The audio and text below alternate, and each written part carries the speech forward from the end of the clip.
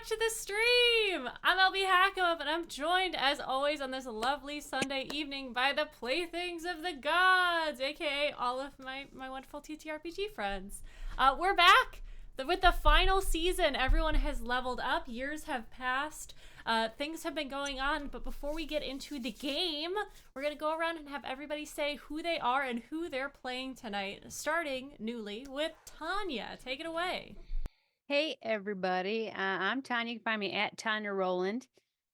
And then if you're I'll tell you this later. But tonight, that doesn't matter. I'm Moxie.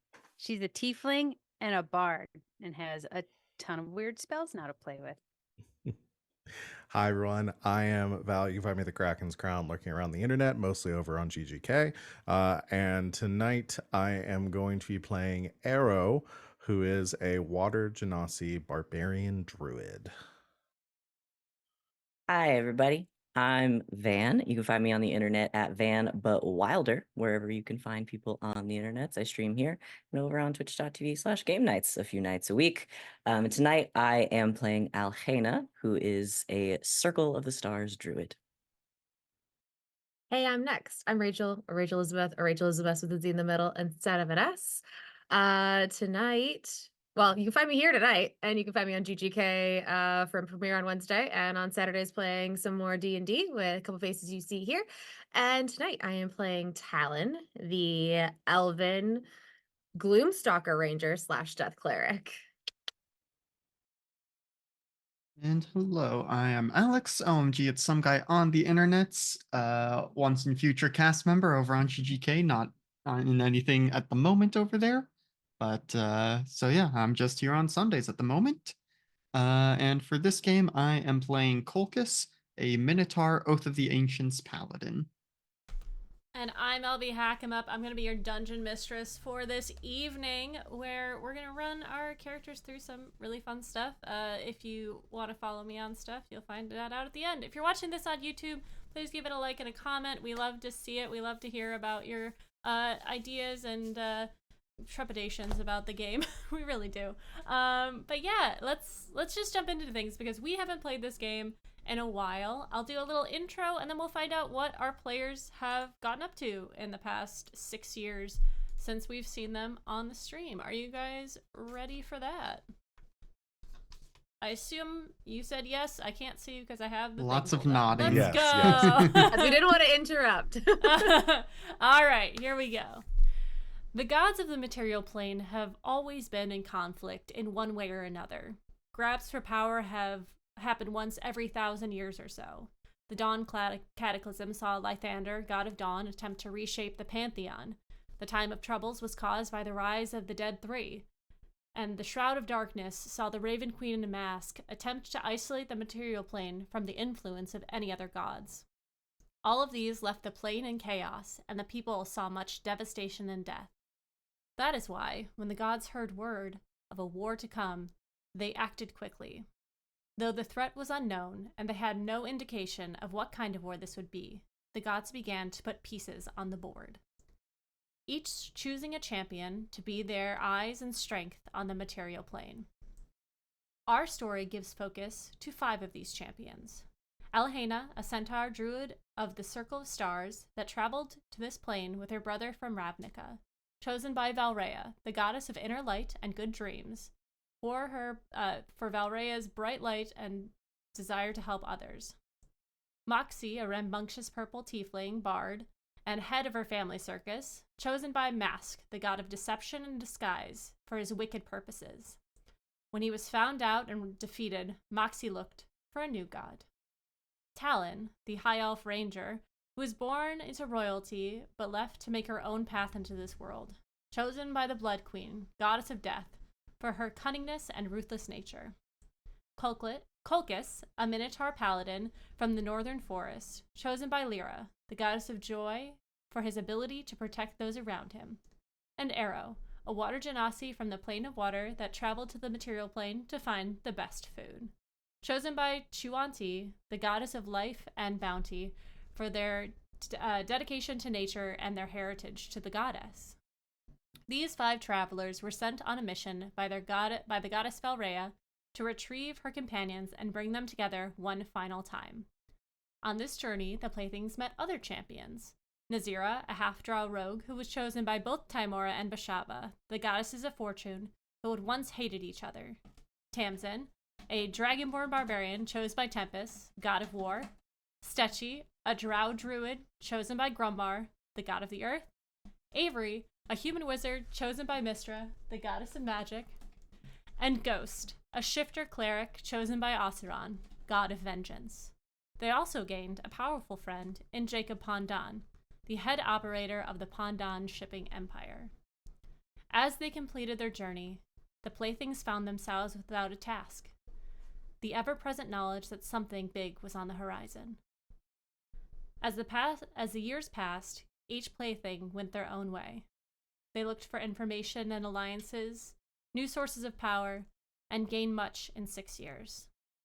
Some settled after a time, creating a home and a family. Some returned to their old lives, traveling or entertaining. But all kept a watchful eye to their gods. The Pantheon is quiet. No armies, no moves for power, not a word of who this fight will be against. Each one waits, holding their breath, wondering when the silence will end. And we're going to find out what our Playthings have been up to. It's been 6 years since the end of the last campaign. They have traveled around, gotten together a couple times. So do you guys want to talk a little bit about what happened directly after the last campaign? You guys brought everyone together and figured out what was going on and then went your separate ways, or did you travel together at all a little bit, or what happened there? I'll say Moxie went her separate way to go back to the circus, knowing that everybody else was going to join her. So she had to get back to her business, so she didn't hang out and travel too much with anybody. I think Talon went with Moxie to the circus, and I thought Van, you said Alhena was going to go too, because that's where their brother was still, right? Yes. Yeah, correct. At least hung out for a little while at the circus. Yep. Yeah, I mean, I think Colchis did some of that. Went back home for a chunk of it, but then has like sprinkled, alternating between being at home and going off on adventures to try and track down other champions. Yeah, I think Arrow probably stuck with for the journey just to learn like to see this circus at least once. And then once now fully believing that this god thing is like legit, did have to go take dad back to the plane of water, make sure he was doing okay, and then went to visit mom. All right. So once everybody started dispersing, the circus kept traveling as it did through the Sword Coast, going up as far as, do we say, Neverwinter, and then traveling back down, not quite to Cholt, but just up and down the coast quite a few times. Is there anything that Moxie got up to in that time? Did her relationship blossom further or anything like that? Well, Moxie did have a crush on old Morty back home.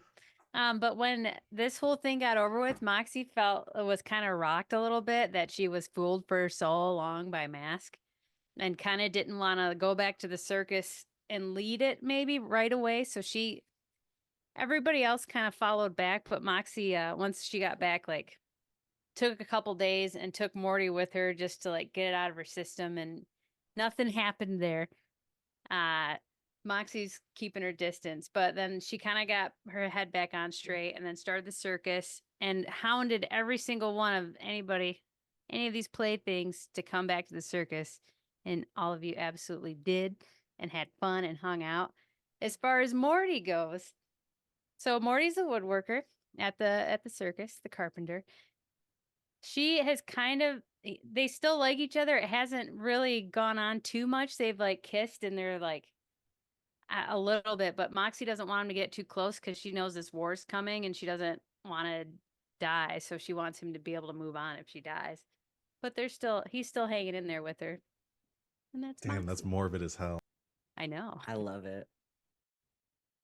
Yeah, I'm sure you have all of you are now in really well with the Polydons. Basically, if you want a ship, you can have it because you rescued their patriarch of the whole place, who was thought to be lost for years and years. So I'm wondering if Moxie maybe did a little bit more traveling outside of this plane and went to find more exotic animals and maybe more exotic people to perform at the circus.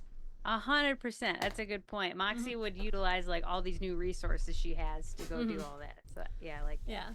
And I think over the last 6 years, the circus has really just boomed. It is a like something. If the circus is coming to town, Midorius, if the Midorius circus is coming to town, everyone goes to see it. So you don't just spend a weekend someplace; it's like multiple weeks, maybe a month, and I mean, you're well off at this point. You have so much revenue from this, and you're kind of when you specifically, as well as your performers, are revered when you come to town. So you get free stuff all the time. Like, oh, you have to come to my shop. You could promote, like, maybe I could put like a little food truck in front of your circus, and we can sell our stuff there. So I'm sure you have some contracts with people depending on the town you go to. this sounds amazing. And yes. Hell yeah. Did you guys name the dragon? Because after a few months, the dragon would have hatched. It is still quite small. I thought we named it. Did we name it? Named it Lunch. Lunchbox. That's the Lunchbox best the name dragon. ever. Sold. Okay. Was that with? Have you kept Lunchbox with the circus? I would have wanted to keep Lunchbox with the circus, but if anybody wanted to like take Lunchbox on like a little adventure or something, they're everybody's dragon. So, but mostly lives at the circus. Mm-hmm. Okay. Anything else that's gotten up to that you personally have gotten up to? Do you want to reveal anything else that you've gotten up to, or will that come up when it comes up? I think it'll come up when it comes up. Heard. I don't want to give too much up right now. All right, sounds good. Okay, what about Val? What has Arrow been up to on their travels? Oh boy. So like I said, I think it goes back to the plane of water to get Dad set back up. But yeah, eventually finds their way to the outer planes, probably on like invitation from Shantae, to as like a descendant, and having some right to be there for an extended period of time, is taken to her like pocket of it, and really just wanted to spend as much. I think initially was like kind of apprehensive. It was like going to like reconnect with a maternal figure that they had never met, or really got to spend time with, and the only interactions they had over the last like few months had been, since she first spoke with them, had been in relation to this mission. So really wanted to build kind of like a personal relationship with her and figure out like what she's all about, and then kind of just like fell in love with the outer planes and spending time there, and being like in this like very intense connection to nature. Started like studying with her, learning both like cooking and also connection with like natural elements and magic outside of like just water. And yeah, I think started popping over to the material plane because of time differences, with time passing faster in the outer planes, would like stay there for a couple of years and then pop back to the material plane to like help out with the thing, like either Shantae being like, hey, there's some shit going on over there, like, go help with that. They're raiders attacking some farmlands or something like that. But also I think as far as like the circus is concerned and everything else, I had this idea of, I think some of it was like when Arrow would go and be like dispatched or go visit either the material plane or some other planes, there might be times when like some animals or creatures there had been attacked and Arrow like had to like rehabilitate them, and maybe there were cases where they couldn't be like fully introduced back like the into the wild, so would go back with Moxie and like would bring them to like being cared for by the knowing that she runs like a clean circus and doesn't, and That treats is the so animals right. cool. Gets all sorts of like exotic creatures from all over the place just like showing up, be like, hi, this is this is Blueberry, the owl bear, can you please take care of them? And would probably also like run like a like a food truck or something for the circus, like while they were there or something too. But yeah, I think it's been a lot of time for Arrow too. Kind of going back and forth, like popping in and be like, oh, only like a few months have been, but for me it's been like a year. So that was a bit jarring. I started spending more and more time in the Outer Planes as a result. Yeah, so it is also a little weird. Elysium is kind of set up in layers, as in like, I mean, they're not physical, like you can't like hop from one to the other, but they are set up in like layers. So being able to move through them is pretty easy. There's not a lot of like bad things there. The plane or the layer in which you stay on the most has kind of this golden hour hue to it. All of the colors are very vibrant. They're almost Feywildish, but more pleasant than off-putting, which the Feywild can get sometimes. And there's also the bottom layer is just a great ocean, so I assume that maybe Arrow spends some time there and like kind of gets to know the ecosystem a little bit. But I think there's a lot of things that could be done there. Shuanti's like fields that she has there are just full of pretty much every food that you can think of that you could grow, and some that are more not material planey, I guess I'll say. So like, hybrids and like plants that have flavoring that just don't make sense with it, like the schnozberries, like a leaf that tastes like a raspberry, like stuff like that. So taking those back to the material plane to either give to Shuanti's like followers or use in this food truck are probably something that very exciting for people. So how has your relationship grown with your mother? I think it's good. I mean, I think it was again a bit awkward at first because she is a god, and so you don't want to like lay into her too much about why weren't you there when I was growing up and being a deadbeat mom. But I think understanding a bit more like builds that connection through shared interests, and that has grown into a very solid relationship. I think I think that like is much more connected, isn't, obviously like is a druid, not like a cleric, so doesn't get their power directly from her, and it doesn't have like that kind of like not like as a like a reliant relationship, but more like a relationship like respect and like and love between them for based on those like shared interests. So I think they are again still very familiar with her, and not not that level of like my your divine eminence like kind of stuff is still calls her mom and stuff too.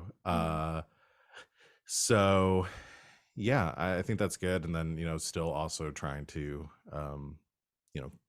repair and get a build good relationship with dad, and then obviously there's some awkwardness there between the two of them, and maybe tried to parent trap them at some point, but I'm sure she saw right through what Arrow was doing, so Yeah, I don't know how well that would have gone. Yeah.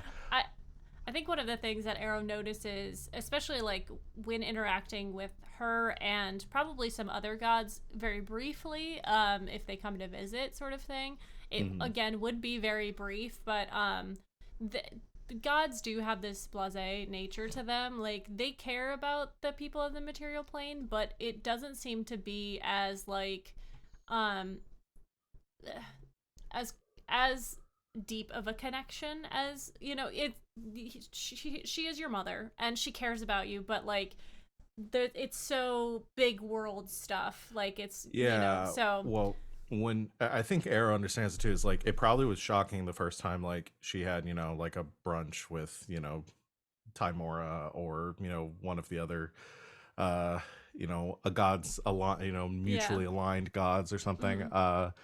And it was probably like a bit weird. It's like, oh, all these people are worshiping you. Why are you like but you're kind of really chill about it, and like, you know, but I think maybe understood or got to understand it's like they're working on a very macro, like the most macro level possible. And I think Arrow kind of was like bristled by that, maybe had like some, you know, pretty heated conversations with Shantae after like not understanding, like, you know, all this bad shit's happening, why aren't you intervening and stuff. And maybe she explained a little bit more about how they can't intervene and how there are like rules against that and why they act the way they do. And I think it started a lot of stuff started to click for us, like why things are the way that they are. Yeah.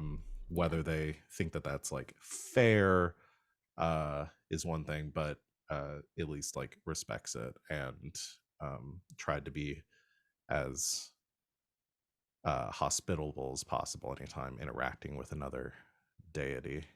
Yeah. And I think another thing that Era will notice when uh, she is around other gods, she is in her more true form as Mhm. opposed to the way she is around you, because she appears to be human sized and human. Like, she appears to be more human in nature, like physically and, you know, size wise. But when she is with other gods and when other gods come to visit, they are magnificent and like 10 feet tall. So you know when another god is coming to visit or has come to visit, because the whole house and everything has like bumped up at least 50%, or even 100% from like the size of her home, and all of the fixings around, all of the food suddenly grows.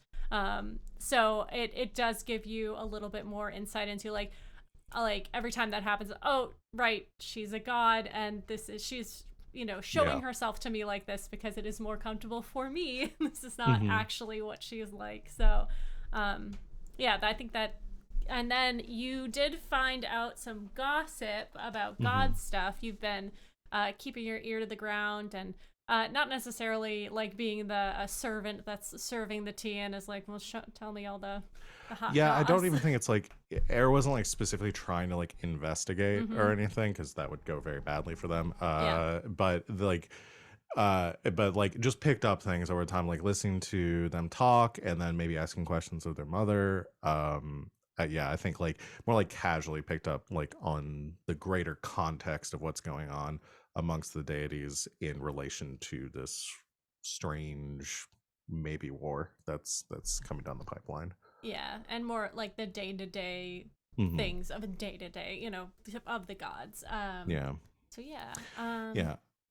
I think one other thing too probably popped in on at least like I think popped in on Alhena at some point. I didn't talk to Van about this at the time, but I did have a thought just now about it because Alhena's like the most competent druid that Arrow knows. And so probably like as learning that would be like, you know, because Shantae's divinity and use of it maybe it's slightly different than a mortal's use of natural magic, so probably got a little bit of tutelage from her at some point. Yeah, absolutely. Coolios, is Something there? to add for Arrow too. So I don't know how Moxie would, because you're adding value to the circus. So Moxie would probably help, like reimburse you expenses at the very least, if not more. Because Moxie's kind of rich now and wants to hook up her friends, and It's like also wants. What I were you? literally have no use for money.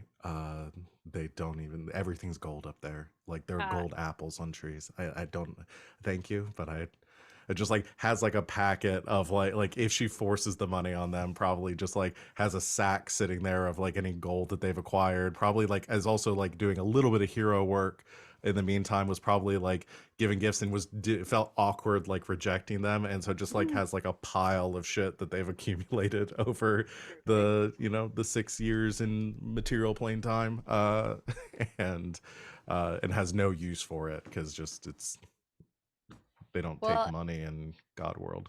Moxie kind of is spending her day like finding a way to repay you, because with all those extra animals, there's a lot of extra help. So anytime she gets into a city, she hires like younger people or poor people, whoever, just hires people to walk the animals and like how to take care of them and stuff like that. So that gets a lot of buy-in from the community. So that really helped the circus. So that's kind of Yeah. going to be Moxie's game, is like Moxie really started a appreciating savings Arrow. account for Arrow. Yeah, for something. If it's not Arrow's money, got a she'll find trust. something. Arrow's got a trust in their name. Yeah. Look, they're gonna have to Which come is- back to the material plane at some point, and things Yeah, cost I mean, money, it's you know? probably a good idea because Arrow's not thinking. Arrow never thinks more than like than like the next day, maybe, but is like very much live in the present and hasn't really thought about the need for like at some point I'm gonna have to retire, and I'm gonna need money for that. So Rachel, you make a great point then, because Moxie's very business oriented. So yeah, she would have made a trust or put it in their version of a stock savings. market or a CD, Yeah, right. just so they have something. yeah. Arrow's got a- like 6 properties and stuff that they don't Yeah, even but know you don't about. Like Moxie's got you taken care of. I love that. And I The will first time you say, rejected the money, she was like, okay, I'm still giving I'm it gonna to do you, but I'm something just with gonna this. put it away for like safekeeping. Yeah. yeah, and Moxie's hooking up everybody in a way that you'll figure out at some point too. All right, sounds good to me. Van and Rach, do you guys want to do yours together, or have you been doing anything separately? What have you guys been getting up to? I think we got a tag team this one. I think Let's we go. do. Yeah, so they after that initial sort of like trip to the circus to see Moxie and see Alhena's brother and see them off on whatever adventure they're going on next. Alhena and Talon have basically been traveling together. Alhena was continuing her journey of like, I'm gonna go a bunch of places, I'm gonna map the stars, and ask Talon to come along. So that's what they've been doing. Yep. And they went to lots of like little towns. And of course, like a lot of those places don't have like guilds or anything to like take care of monster problems or like investigate things. So while we were there, I think it was just more of like oh, these people need help. We should probably do something about this. Okay. So they found themselves like ended up being like accidental folk heroes in a lot of these like small towns, just like that they just found themselves in, like finding problems and fixing them when they came across people in their travels, like stopping at an inn and overhearing gossip and being like, I guess we should go take care of that, huh? Yeah, we should probably go take care of that. And then Talon has been getting messages from the Blood Queen, her god, when she has been traveling, of a I'll use the Albie's phrase, a little hit list of souls to reap. So they go to bed at night, and since Talon doesn't need as much sleep as Elena does, she wakes up and goes and takes care of that for her god. Living with yeah. a serial killer. And then Yeah. she comes back and they have Yes. breakfast. She comes back and they have breakfast. Yeah, She's got pretty tea much. and breakfast waiting for Helena every morning. I think it would be hard to keep that under wraps, and because the Crimson Hand was such a prominent figure 50 years ago, this I think there are whisperings of the Crimson Hand returning throughout your journeys, but nothing serious, nothing like super concrete, but that is one of the things of gossip you hear, and especially if you return to a town you have previously been to, and it's like you have killed somebody there. They're like, oh, have you heard about the Crimson Hand? Oh, Please tell me there's like a detective that's on your tail that's like that y'all dealt with and Oh like had my over God, for tea wait, in a hold very on. tense like Yeah, yeah. scene. It's very like arsenic and old lace. yeah. Those two ladies be like, yes, come have tea with us. It's fine. Don't worry No, about it it. can't be them. They're too Oh, nice. That's another body to put in the basement. Yeah, I Oh think no. it might be the same person who was hunting Tifa to begin with. Well, maybe it's their their child. Like it is a legacy thing where they're like, my father spent 20 years trying to find the Crimson Let this Hand. go. Yeah. So if you go to the east, which is where Tifa was from, more towards the desert that is out that way, you might run into someone who is looking for information about the Crimson Hand, but no one's really on your tail yet. No one's really quite figured out what's going on, but there are whispers abound. And you guys, have you determined how far you've traveled? I mean, it's been 6 years. It does take a while to get up and down the coast, but if you use any sort of traveling service, the Pondons, you could make it pretty far. Have you guys been down to Cholt? Have you been to or I have you feel just like kind of they've stick? kind of been all up and down the coast, right? And then Yeah. at some point would have gone to the Pondants to be able to go back to Ravnica for a little bit. Yeah, Um, seen the family. Yeah. What's Alhana's brother up to? Are they still with the circus? oh, I don't know that she could pry him away from the circus. I think he's found his calling. Yeah. Oh And he yeah. gets to travel and do what he wants to do. And then Yeah. also, I think he likes the attention. What do you think he does there? Oh, man. Is he a performer or animal handler? I want to say it's probably a little bit of both, just Mhm. because like he's also a druid. Mhm. So I mean, he probably does like a performance involving some of the animals that are performers, and then leans on like his like natural magics, and then like wild shaping. Obviously, he probably like does a cool dance with a bear and then turns into a bear, and then silly stuff like that. Yeah. Have you guys been back to the Temple of Lythander and seen Jonathan and any of the people over there? Oh.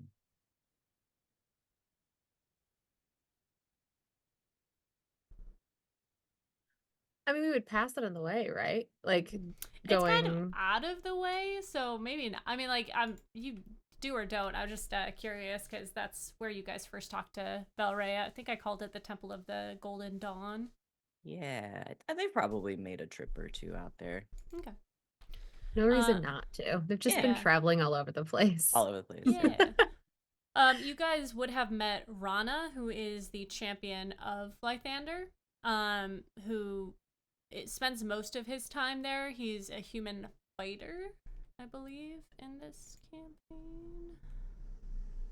Yes, yeah. You would have seen the Kirin, which you met before, who has grown quite a bit, and is full size now. And he has chosen a name, and the name is Trunk, because his best friend is Root. That's good. I love that. That's good, and I like it. Yeah. Anything else you guys can think of that? Have you and Valrea been chatting at all, Elena? I think so. Yeah, I think Alhena tries to like make time to like regularly like reach out and check in, whether or not Valria answers every time. It's probably just like once a week. Like gives her a call. It's like, hey, just wanted to check in, see how things are going. Yeah, I think as the years pass, she's very like positive in general. So as the years go on, she's a little bit more not cautious about what she says, but you could tell that by the way she says things. She's like, yeah, no, things are great. Dad's getting a little edgy, but he's got a lot on his plate, and like that sort of stuff where you can kind of feel like things are ramping up a little bit, but she kind of tries to shield you from any of like the bad things that are happening in general. So it's hard for her to be like, yeah, no, Dad's fucking freaking out right now because this whole thing's gonna happen and he has no idea what's going on. Yeah, I think Alhena's probably reaching the point at this point where she's like, okay, it's been like several years. You're going to have to tell me what's going on eventually. Like, sorry, I don't, no disrespect, but. Also, I need to know what's happening. Yeah. And the Blood Queen has, I think, maybe once pulled you down to her realm to have sort of a check-in, and probably about a year ago at the 5-year mark, and just kind of, she will ask you if there is anything you would like to know. Have you guys gone back to Talon's home at all? Oh, absolutely not. So she wants to know Nope. if there's anything you want her to tell you, like, or devise or look in upon, as she can see a lot on the realm, and or could talk to spirits who are from there. But she wouldn't want to give you any information you don't want to know. Yeah, I think Talon's just been kind of waiting this entire time for like the other shoe to drop, knowing that this war is coming. So that's been kind of like her, like she's enjoying like the time that her and Alhena are spending, like, traveling around, but she's just kind of like always waiting for like the next thing to come. And she doesn't want to like add anything, any emotional turmoil to her plate while she's just like waiting for that next thing to happen. And like now it's been 6 years and she's like, is this ever gonna happen? Yeah. And I think like when, like the Blood Queen like pulls her down, she's just kind of like, this is still going to be like, we're still waiting for something, right? Yeah. Like I'm just like, I haven't missed anything. Right. Like Yeah. And Tifa is very much keeping track of deaths. Like, she is more conscious of the people who are dying and being murdered.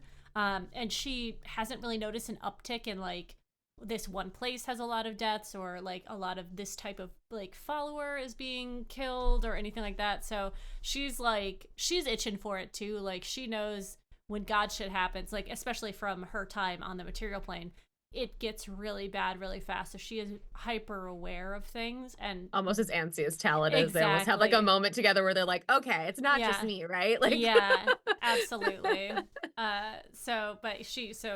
She's just kind of like, especially during that conversation you guys have, she's like, I just wanted to, like, I hate waiting, especially like in her godly form, that she has all of this knowledge and awareness. Like, she's like, this is fucking a nightmare for me, because it is like, I am so aware of everything and I just want to focus that on something, but she cannot. So Tifa, we call that anxiety. yeah. Even gods get anxiety, guys. Even gods get anxiety. Okay. So you guys have become folk heroes, and you had a series of books that have come out about you, yes? What name did we fall upon for this? It was like... Was it like Love is Written in the Stars? So we decided to go with that one? Yeah. You want to go with one of my great suggestions? No. Okay, 40 and horny is still on the 40 table. and horny is just still on the saying. table. That is great. But it'd have to be like 56 Select one and horny. heart. Come on. Yeah, Six legs, Six Legs, one One Heart was my personal favorite. Love it. That's okay. Well, that's one of the like. That's one of the books. Titles, Yeah, That's like the individual tagline. The Yeah. series is Love is Written in the Stars, you know? That's one of the Yeah. books. Yeah. I love that. Do you guys know who's writing this? It's a pen name. Talon has done her damnedest to try to figure this out because she Can't find hates him. it and she's so embarrassed. But no, it's a pen name. She has tried. We're like, Alhena finds it very charming. Talon's mortified. Okay. Because it's I'd not like like to they're spend a using, like- token to say that all of us have done our damnedest to protect this person from Talon. We all know who it is. Talon doesn't. Everyone knows it'll It's be the actually end of Alhena. them. Yeah, It's actually Alhena. Don't do that to me. I love that. And there are very slowly these little bard songs that have started coming out about this. There's just quick little, like, it's the song in between the big songs that are coming out that bards are saying. Very lovely. Not for Talon. She hates every second of it. She All will right. find this person. Can I ask, have you guys defined your relationship at all, or are you guys just roommates? We're not just roommates, but We've defined it. we've defined it. Okay. It's been defined. Okay. All right. Anything else you guys need to cover before we move on? No. Okay. The Nope. All right. definition. You No defined it. definition. What's the No, definition? Yeah, well, you'll find out later. That's for in-game. Yeah. Speaking of 40 and horny, Let's go. Where's Kulkus up to? so Kolkus is not yet 40, he's 39, but close enough. After the initial, we're all gonna go to the circus for a bit of the post-adventure. Kolkus has gone back home, has kind of settled down a bit, has a wife and a kid. Um, Kid is, a few years old, so like the first, what did we say, the regatta when we all come back to Yeah. the airship, maybe the wife was there for the first one or so, but the kid was not there until the third or fourth regatta. And yeah, Kolkus has mostly just been like making sure things are good on the home front, but then also like as he gets word on the movements of any of the other champions, has been like trying to keep tabs on them, and has even gone out of his way to try and uh, build alliances with a couple who were maybe not necessarily going to be on our side to start. And so has been trying to balance, you know, making sure that he is still spreading joy and stuff around to those around him, but also is very much aware, as some of the others kind of said, like, hey, there's still this like big giant conflict that we've been told about, like that's coming, right? And so like still trying to keep tabs on that and make sure that we are going to be prepared when it does finally come around. Yeah. Do you want to talk about your interactions with some of the other champions that you've met? Yeah, let me. I have to pull up the list. So you went up north to Icewind Dale, and you met a 7 foot tall warforged named 1973. Yep. Who you went the God of Helm's champion, and you went to ask them for insight and try and kind of sway them more to your side, right? Yeah, because I mean, Helm being the god of protection is like, why aren't you like on the front lines? Like, what have you been up to during all this? And like, probably approached it more cordially than that, but is very much a like, you're god of protection. Like, we're the ones we think we're protecting the innocents and the good guys. Like, just making sure we're on the same page here. Yeah, and I think that he was very much of the mindset, and it was very neutral. Helm was very neutral in this so far because there was no knowledge of like, but there still isn't, of what's gonna happen and where's this gonna be fought. So their main goal is to protect people in general, and if it is a war that is just going to be devastation, it doesn't matter which side you're on. They're going to be more on the side of, I need to protect the people and the realm, than like I need to specifically defeat them to protect people. That makes sense. Yeah. But he took you on. You were trying to be like, hey, look, I want you to be on our side, and he was like, okay, well, if we're gonna do this, I'm gonna need you to prove yourself. And he took you on a 3-month-long mission to defeat a large creature that was plaguing Icewind Dale. Which maybe we should do as the next series is Kalkus and 1973, and we'll just do Icewind Dale. But yeah, so you do that. You get him on your side, and he specifically is like, yeah, I trust you. I understand that you're actually out here to do good.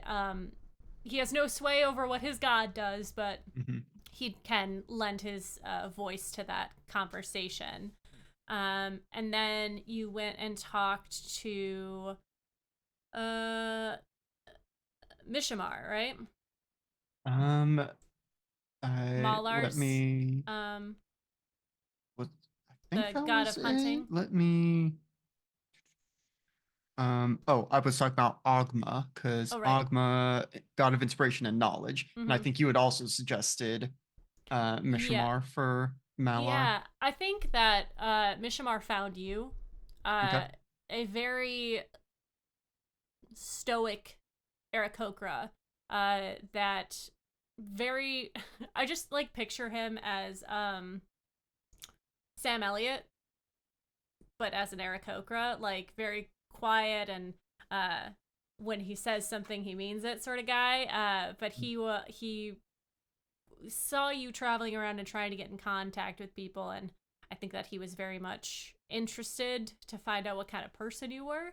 Mhm. And so he probably lent his ability to find people, and maybe he helped you go find 1973 up in Icewind Mhm. Dale, and took you on a venture up that way. And then you said, what was the other one? Um, Rajia, the champion, or it's Braja Kama Veldalkin, or no, that's the race. That's yeah, yeah. So the champion of Agma, who is the god of inspiration and Yeah, knowledge. yes, and you found him in Candlekeep. Yes. And And yeah, that was more of a like, okay, you're probably not going to be on the front lines with us, but maybe, I don't know. But hey, do you know anything about this conflict? Because like our gods mm-hmm. still don't. Yeah, I think he um is more concerned about the bigger pic. I mean, this is a big picture thing, but as far as like trying to get knowledge of everything, and he does seem a little frazzled when you talk to him just in general, like I like has like 20 books stacked up whenever you talk to him, and he's just like Mm-hmm. filing through them. I think that the conversation went well, but he doesn't stand on one side or the other. He's more interested. You can use him more as a resource, because you have contact with him and he knows lots of stuff. So, and you probably got a list of names from him of Mm-hmm. the champions that he knows of, and that he was kind of starting to collect at that point. Yeah. So, besides that, Kulkas has a little home in the realm of the Minotaurs, in Unicorn Run, or just south of. I didn't give a name to the area, I guess, but it's just like it's a city of Minotaurs, basically. So if you want to think about that, you definitely can. If not, I can come up with Mm-hmm. something. Um, yeah, anything. What's your relationship like with your wife and child? Certainly, maybe even a little overcompensating when he is home because Mm-hmm. he feels a little guilty about Mm-hmm. leaving them to go and do this, divinely ordained mission, but is like, you know, knows he's doing his best to try and balance them and probably gets reassured plenty that he's doing fine, but is still always worried of like, no, I have a kid now. I need to be home and be a dad, but also, you know, uh apocalyptic war coming. Yeah, So I think Bovia is the kind of wife that, like, especially in front of the kids. I picture. I don't know if you guys watch NCIS, but the wife of the God, his name's Rocky Carroll. Director Vance. His wife is very much how I picture her. Like, stoic, but also understanding of what you do and like the dangers in what you do. mhm, So she's very supportive of your work, and understands that when you're home, and that you focus on the family stuff. She like gets you to cook and like do all the home mhm. stuff, and take care of the kids and all that. And she is very in need of that assistance, especially the last couple months. How long have you been home at this point? um let's see, it's probably been 4 or 5 months, which is maybe about as long as Colchis sticks around before heading. Mm-hmm.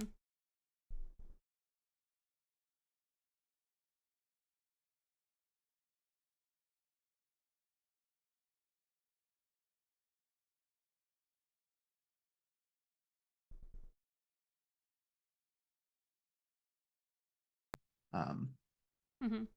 Cool.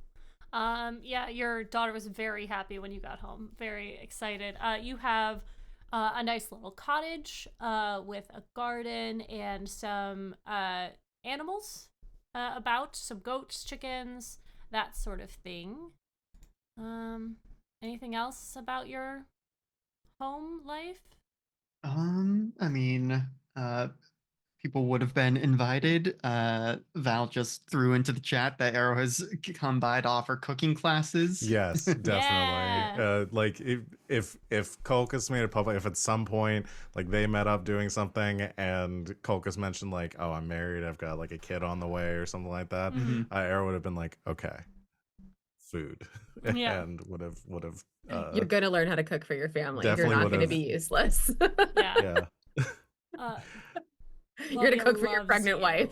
Yes, for sure. And your garden is very voluptuous. It is very deep, and I'm sure that Arrow has brought some interesting plants for you to have in that garden. Um, I don't think that your wife has like a job proper, especially now. I think that she just tends to the house and like she probably before she got pregnant again was like doing stuff for the kids of the town, hmm like having little meetups and like I have a book, bestiary of like called the baby bestiary, and it has like hmm baby uh minotaurs, and they're so fucking cute. Just these little minotaurs running around like headbutting each other, just being menaces. So I love that. Okay, yeah, so you guys have met up over the years. You have, like we've mentioned, been doing yearly regattas where you get your airship together, and probably some of the Pondons join you as like a vacation thing, maybe going to some of the islands or picking a spot to vacation in. Is there anything that you guys have shared information wise with each other over the years, or anything that you specifically haven't shared with anybody? I mean, knowing that Culcus has been out like looking for the other champions and stuff, like Alhena would share whatever she had about the folks that they had met, so we can consolidate. Yeah, because like I'm looking at the list you gave me, LB, and the only one who was like outright against us for sure is Talos and his champion Shamba. And so, probably Yeah. has been like, hey, this person maybe not so cool. These other ones were cool. And then like the neutral ones were like, I don't know, we haven't been able to find anything about them, though I can't imagine, the champion of Ilmater is going to end up on our side. Things like Look, that. suffering for a purpose, okay? It's not necessarily evil, but Yeah, I mean, I think Arrow, like, especially if Colchis was getting involved with all the stuff with the champions, I think Arrow might have done, maybe after helping cook dinner and stuff, and like, and meeting his family and stuff, maybe like talk shop for a bit, and Arrow like passes along some of the gossip that they've learned, um, and some of the things going around the rumor mill with the gods. okay. Anything specifically, or I just don't know how. If you wanted me to get into it, I you can can. do it? But Yeah, I don't mind. yeah, Or you I could just mean, say the gossip. yeah, I mean, I think most of it is just like knowing like that some of them are not looking for champions currently, and that there have been like some meetings between like gods that aren't normally like on the same side, like Shar and Saluna like meeting up and having a chat. I'm going over the list you sent me. Like Torm hasn't picked a champion yet. Mistra's acting super shady, just kind of like going off doing her own thing, not really being involved in much of what's going on. um Thinking about anything else. uh Yeah, I mean, most of it, like, we can play out, like, if it becomes relevant and stuff. But yeah, I think just generally knows, like, it doesn't seem like there's many answers in the Outer Planes, any more answers in the Outer Planes than we have. It doesn't seem like they are, as far as like Arrow has been able to pick up, it's not like they know something that they're not telling us. It seems like they are genuinely trying to figure out what all this is about too.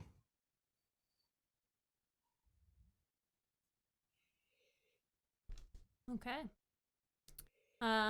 Any other little tidbits that you guys want to share between each other?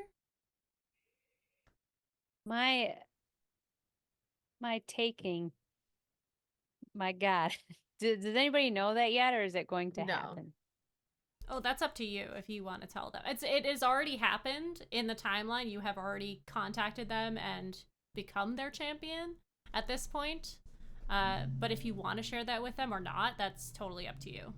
I think Moxie probably doesn't right away because she's like, if somebody outright asks her, she'll be like, "Yeah, I think so, but I'm not sure yet," because she really wants to make sure it's the person. She's a little scarred from Mask. I think it messed Moxie up more than she kind of lets on, I would say. So yeah, nobody knows.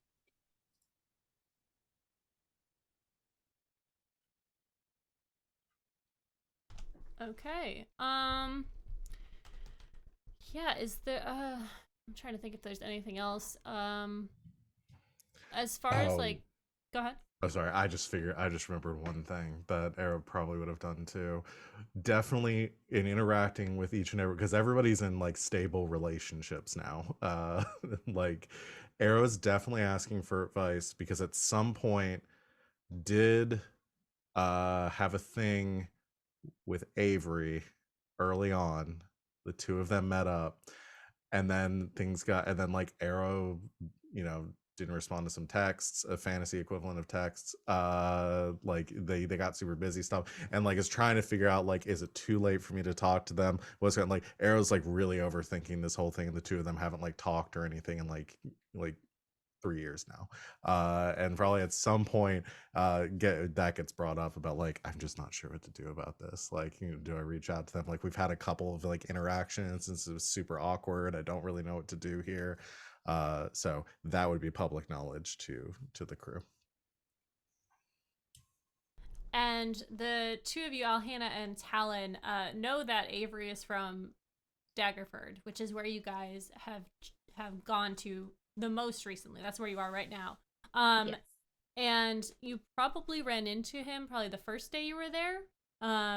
And he's still there as far as you're aware of. So I don't know if you guys would have wanted to have a conversation with him about that or anything like that. I think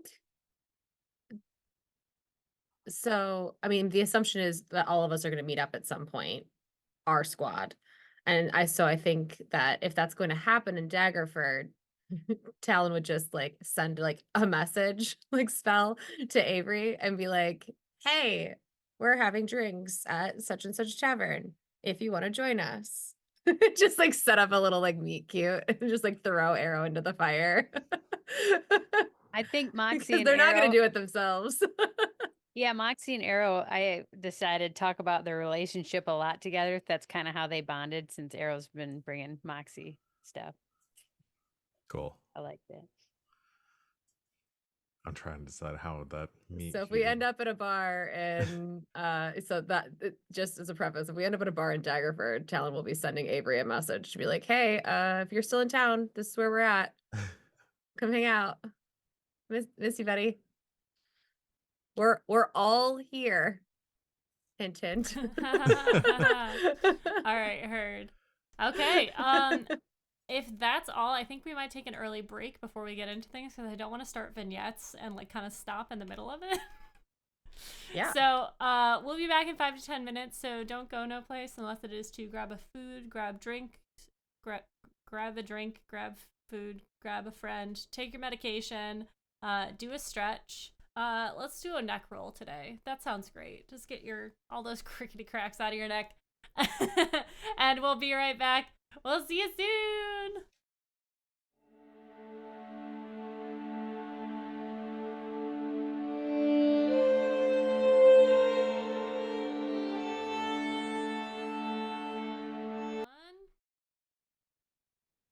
Welcome back, guys. We're going to get right back into things. And we're going to start with Arrow. Arrow, you are on the plane of Elysium. You are, I would say it's morning, but it is always in the golden hour there. You've just gotten back from a trip to the material plane to help a group of farmers who were overrun by bandits. You took care of them very well, and things have kind of gone back to normal. Mom is tending to her flocks of wheat, her plane, and you've kind of just awoken, and the need for sleep on the plane of Elysium isn't great, but it does make you feel more normal to have a normal schedule. So it's first thing in the morning for you. Again, golden hour. It's beautiful as you awaken. What is your typical schedule when you're on Elysium? So I think it's wake up at dawn as usual, fall asleep at dawn, wake up at dawn, eat at dawn. I think first thing, gets up, will eats a extremely big meal. Just as many calories as they can first thing in the morning to get Carbo load. going. Yeah. And then heads out into the fields. I don't know, like, how much tending to, like, I assume that Shantae, like, has her own, like, kind of garden here, like, whether that is, like, like, Yeah. spanning, like, miles or... Yes. Yeah. So, probably actually does, like a, like a 10-mile run through the gardens, checking up on everything, stopping, tending to the soil, or making sure like tomatoes aren't hanging off the vine and stuff. Maybe actually has like a basket or like a satchel or something to like collect things that are ripe as they're running through. So starts off with just, a light run in the morning, and then I think it, like, from there, like, probably transitions into like some like strength conditioning, other like workout routine stuff, lifting large boulders, chopping down wood, things like that. And then probably some like meditation after that. And then by that point it's probably like around like lunchtime, and probably cooks and hangs out with Shantae for a while. Are there, like, I imagine there are animals and stuff too in this, like, okay. So will not either normal material plane animals. They are quite extravagant and large. I imagine that Era like will like tends to them as well, checks in on them, asks how their day is going, if they need anything. And then it's just a lot of that, just like stays busy, like, kind of like farmer life style throughout the day. All right, so you are doing your stretch before your 10-mile run, and Chuanti comes out and is in her, human-sized form, has a basket on her hip, and she's kind of holding it and just says, "Oh, hi, sweetie. You're back, I see." Yeah, everything went fine. Things going well. Everything's taken care of. No one got hurt, so yeah. Oh, wonderful to hear. I don't have anything present for you, but it will be a fairly quiet day as far as I'm aware. All right. I did have a request if you're going for your run. Yeah, sure. My spaghetti squash out in the southern field I fear that their roots are getting a little tangled. Could you tend to them for me today and make sure they're not getting too overgrown? Okay. I can adjust my run to head that way. So, yeah, I'll take care of it. I appreciate it. Are you doing all right? I know you've been here for quite some time, and are you enjoying your little abode here? Is there anything I can do for you or add to it? No, I mean, it's kind of the thing, right? Like everything here is perfect. So, like, couldn't really ask for anything else. It's nice being like back where things like aren't so perfect every once in a while to, Mm. feel more useful. I feel like sometimes like I don't really have like I'm not really needed here as much. But no, everything's good. Um Unless you have anything you need me to do.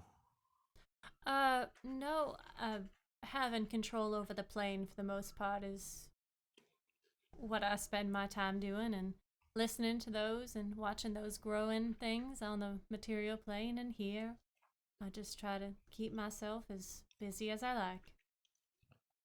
Yeah. I mean, no, everything's great. Um I'll probably like pop home and see dad soon and or something like that. Uh but no, everything's good. Okay, well, just let me know when you're leaving, and I'll send a basket, of course. Yeah. Yeah. I think he'd like that. Always says that I'm gonna get soft up here in my skills because I've got everything here that I could need for cooking skills. Hmm. And yeah, last time I brought him and sort of whooped his ass. So Hmm. Well, if you'd like, I could set a challenge for you. Give you a limited amount of supplies and perhaps a course that I require of you, or maybe you only get one protein to pick from. that actually sounds like a lot of fun. Hmm. Um, sure, I let's I could plan to do have one that of the later. wild monkeys cook against you and see how you do. Okay, but not peaches because they cheated last time. How so? They, you don't remember? They swapped out my sugar for salt like halfway through. It turned around, swapped it. Hmm. Everything was ruined. Well, they are quite Listen, if you're not going to play mischievous. fair, like I don't see the point. Well, you should know the different consistencies in salt and sugar. Okay, that one's on me then. Always taste your ingredients before you use them. I've told you that many times. All right, then fine. Yeah, peaches then. It's on. Hmm. All right. I'll have a talking to, of course. I want fair games here.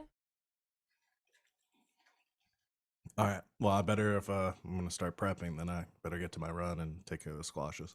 All right, off with you. Get things ready. All right, Era, you start your run. You move past.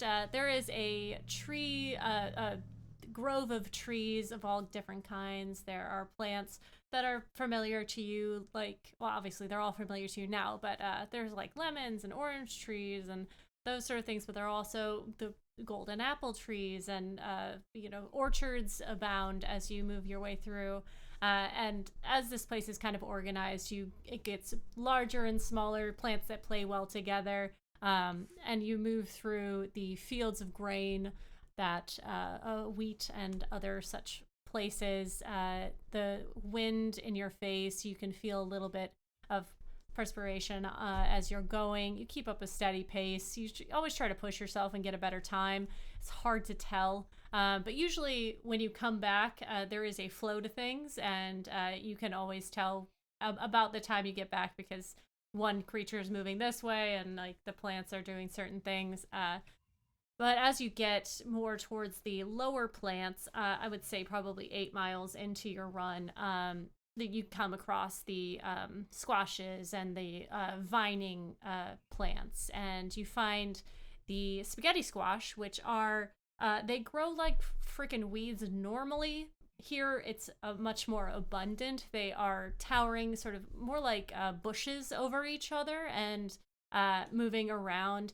And they seem to have, because you don't normally take this path, uh, you haven't noticed that they are slightly overgrowing and taking over each other. So you can start to sort of piece them apart, and you have druid magic, which allows you Mhm. to mold the earth and make them kind of pull them apart a little bit. And as you do this, you know that anything here, if you manipulate it, it kind of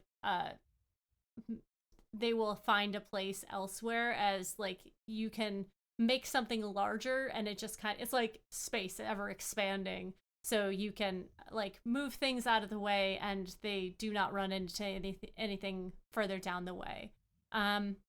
You start doing this. Is there anything else you'd like to be doing during that time, or just kind of fixing these up? Well, I mean, if this all seems like above board, like pretty Mhm. normal, then I think Arrow will just do that. I mean, I think still tries to do a lot with their hands and but yeah, uses their new magic connection to practice that too. I think it's like Yeah. natural instinct is to like Mhm. get down there and start digging and stuff and doing things that way, and then kind of like, oh shoot, I've got magic for this, and then starts like doing some of that, like molding Yeah. earth and stuff to make those adjustments. But yeah, yeah, I mean, if everything seems normal, otherwise this Mhm. is normal Yeah. behavior, then once that all seems squared away, dust the dirt off, maybe finds a Mhm. stream to kind of wash off, and then starts running back. Yeah. What does Arrow's magic look like, since this is new to you? Yeah. So I think it kind of depends. Like I don't so Era's magic, or Era's like can is more of like a connection with nature and an ability to like resonate and manipulate it. So I don't necessarily think it's like I think it's very tactile. It's not necessarily like shoot out laser beams and like start manipulating the earth like a wizard or something. I think it's more like placing hands on the ground and then finding that it just kind of responds and like gives a little bit more, and then like will like kind of exerts a bit of control over it. So I think it's actually very subtle in that way. But if there is anything that's like producing effects, I think it all kind of connects back to Arrow's like innate connection to the plane of water. And so if they are like creating anything or doing anything that would have like an external like effect or something, I think it kind of like themes back to that, like saltwater spray and like coral growths and things of that nature. Very cool. Okay, as you are sort of manipulating the dirt and earth, you place your hands in it and start to use magic to kind of move the dirt around, maybe adding a bit of your own water into it. But as you do, you notice that the plants very quickly coming from the left side of you and moving very quickly across you, you see the plants begin to wither and decay. And as it does, you kind of look up and see that it's happening, sort of radiating from a point to your left, as this sort of plague is moving across all of these plants. Okay. Um yeah, so it where does it seem to be originating from Yes. the Yeah, like you from the look ground? Yeah, you look to where it is originating and you see a tall figure standing there and sort of walking very casually towards you. It is a tall, like 10-foot tall, lanky being, and you, from your experiences, can identify this as a god. It is very clearly someone of great power. They are muscular yet thin. They have very little clothing covering them, a female form with black hair that's stringy toward sort of down them, and as you kind of fix on the face, you notice that the face is very old looking and decayed, but the rest of the form is very, again, thin, muscular, and feminine. This sort of golden cloth hanging off them, and they walk with a purpose, sort of, but very clearly walking towards you. I think Arrow straightens up. Doesn't like immediately, like, isn't like, combat Mhm. stance like right away or something, but does like kind of tense. I assume this is somebody that I've never seen before and I don't recognize them. Correct. Yeah. So I think kind of tries to play more casually. It's like, uh, hi there. Uh, I didn't know we were having visitors today. Ah, you must be the seedling. I must say, I thought you would be bigger. Yeah, I didn't quite get my dad's height. Kind of capped out around here. But um, are you here to see my mom? No, little one. I am here for you. And what's your name? You may call me Talona. Tadona? She kind of like lets out a breath, and as she does, you can smell this sort of rotting disease that is coming off her. And as she continues to walk closer towards you, the radiating decay is pushing out further and further. Am I like in like the event? Like, are things decaying around me? Yes, yeah. Okay, but I'm not feeling anything yet. You, As far no, you're not feeling sick, but you do feel that heaviness of like being in a rotting air or like a space that is very stagnant. Of like Yeah. you're used to Elysium having this like great breeze that has like flower scents upon it, and this is just like there is just kind yeah, of I think grossness. inferring a bit from this, and given that they are presenting, and I'm getting the vibe that they're like a god. I think like Fireflight, like that like animalistic nature of Arrow kind of kicking in, like being like, okay, this probably isn't a fight I can win, and like instinctively kind of takes a step back, and it's like, okay, here for me. Is there is there a place we can talk? Because you're also kind of harsh in the vibe of like the garden here, and maybe we could talk somewhere where my mom's going to be a bit upset. I was here to help the squash, and now they're like mostly dead. Um, do you, what do you need? I care not for your mother's happiness. In fact, my intention is to create a darkness inside of her by taking you away.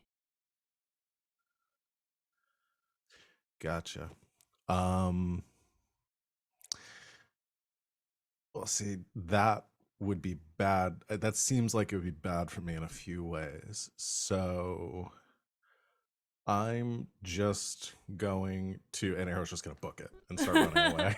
Yeah, you start to run, and she, like, with these long strides, continues to follow you. You're pacing, and you're running through the field, and as you are, the decay is continuing to follow you as she moves with you, and you kind of run quickly into more of the taller plants, and as you do, you see the form of your mother sort of emerge from these plants in her full godly form, much taller and larger than with the plants and flowers sort of blooming off of her. And as she appears, the decay pushes back a little bit as these two forces are pushing against each other. And she says to Talona, Sugar, you do not belong here. You shouldn't be in my realm at all. What are you doing here? And she kind of like puts her hand out to you to like come to her side.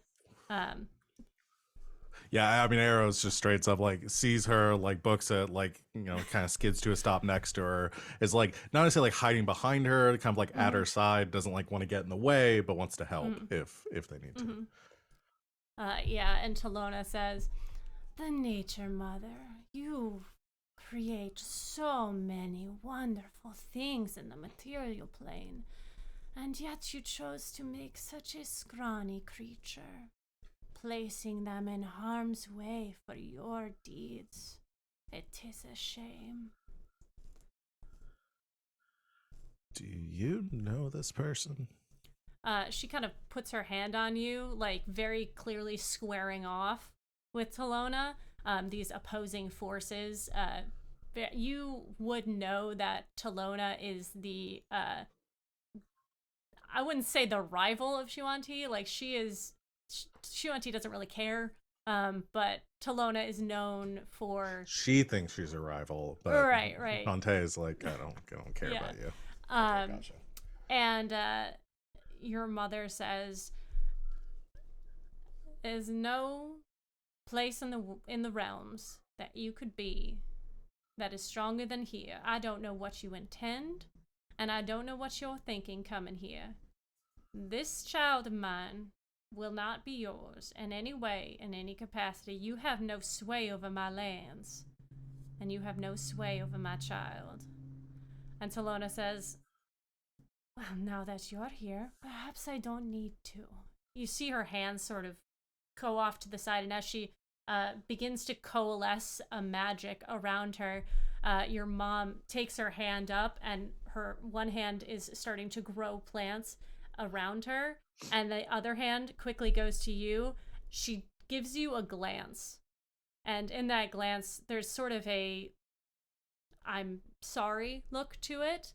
And she throws you back, and as these two begin to clash in this battle, you feel yourself fall back into the earth as you have before in moving out of this plane as she ascends you away, and you feel the earth come around you and sort of bury you for a moment, and then all you see is blackness.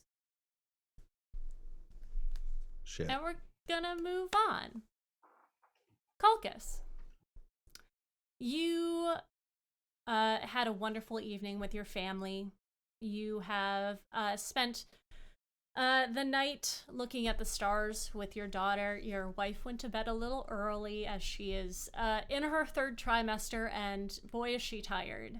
The night was cool but refreshing, and in the depths of your sleep, you don't dream of much. There is a little bit of small things here and there, nothing that you really grasp onto. But before your body naturally wakes up, you feel a heavy, well, I guess not super heavy, but a a being land upon you, awakening you in the darkness before the dawn, as you hear the voice of your daughter saying, Daddy, Daddy, I had a nightmare. Oh, sure. My darling, it's okay. It's okay. And like stifles a yawn as he wakes himself up. Mm-hmm. And what was your nightmare about? I had a dream that Frosting was her. We have to go check on him. Frosting is one of her goats that she cares for. Okay.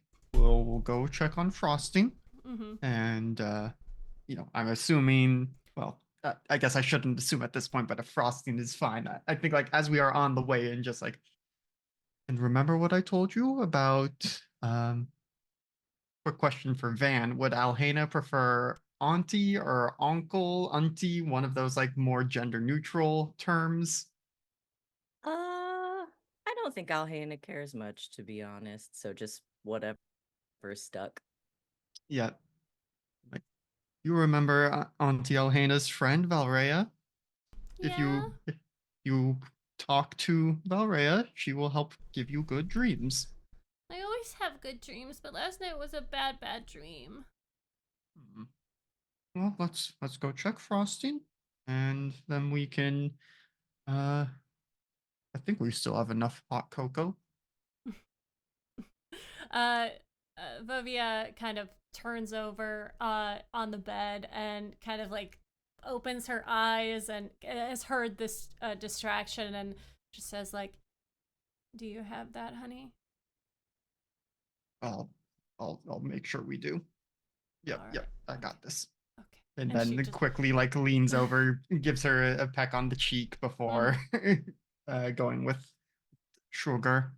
Mm-hmm. Or Yeah. You make your way out of the house, taking a lantern with you as it is still pretty dark out. The world is pretty quiet right now, and the sky is gray for the most part. There is no rising sun yet. It is clearly before that time. And as you make your way out of the house, you pass through your garden and make your way sort of towards the edge of your property that has the barn with all of the beings or the creatures in it that you care for. You open the door and Sugar runs inside and checks on her goats. All of them were very sleepy, and now that they have been awakened, they start preparing for their morning, which is, letting them out and giving them food and that sort of thing. So they're ready for the day to start. everything is fine out there. The goats are fine. All of the animals seem to be okay. There wasn't any issues.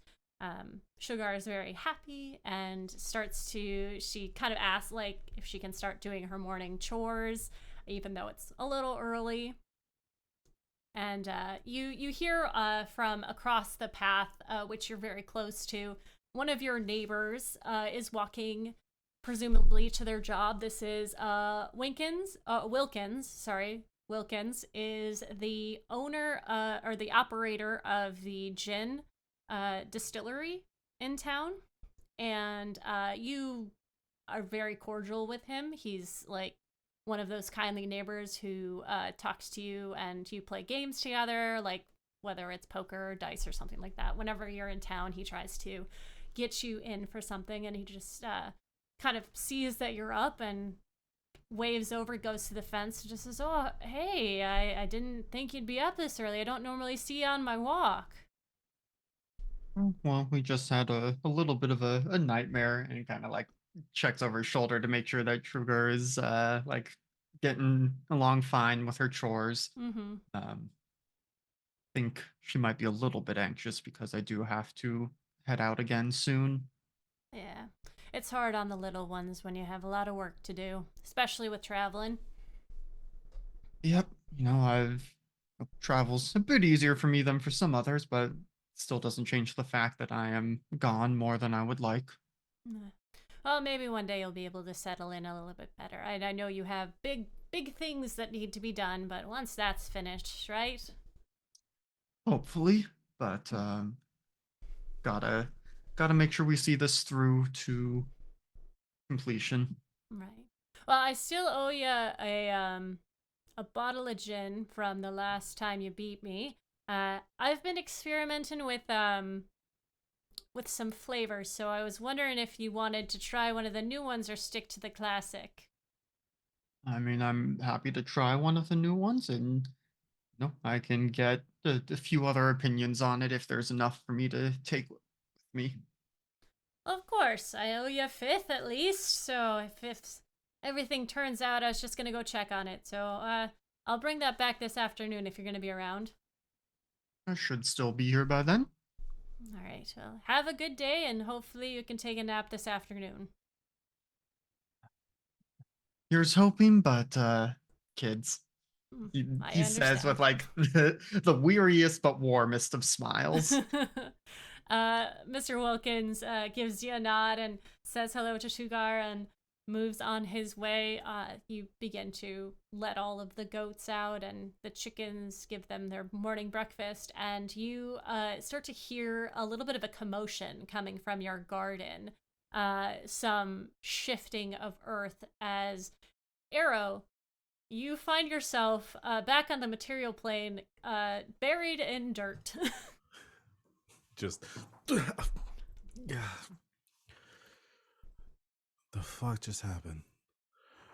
You okay there, Arrow? Colchis, what are you doing here? You're in my yard. Oh, I'm so sorry. I'm so sorry. And like climbs out of the ground, tries to start putting stuff back where it was before. Have everything okay? I mean, you don't normally show up quite so suddenly. No, everything's not okay.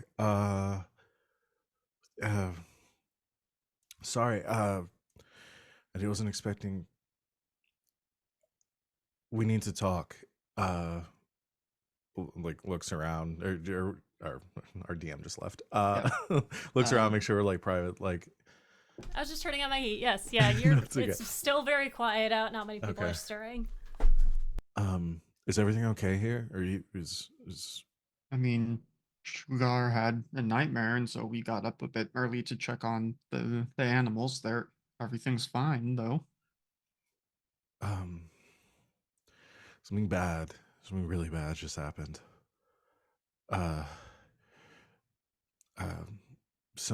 was with my mom. We were it was in her plane. And then somebody showed up, another god, Talona,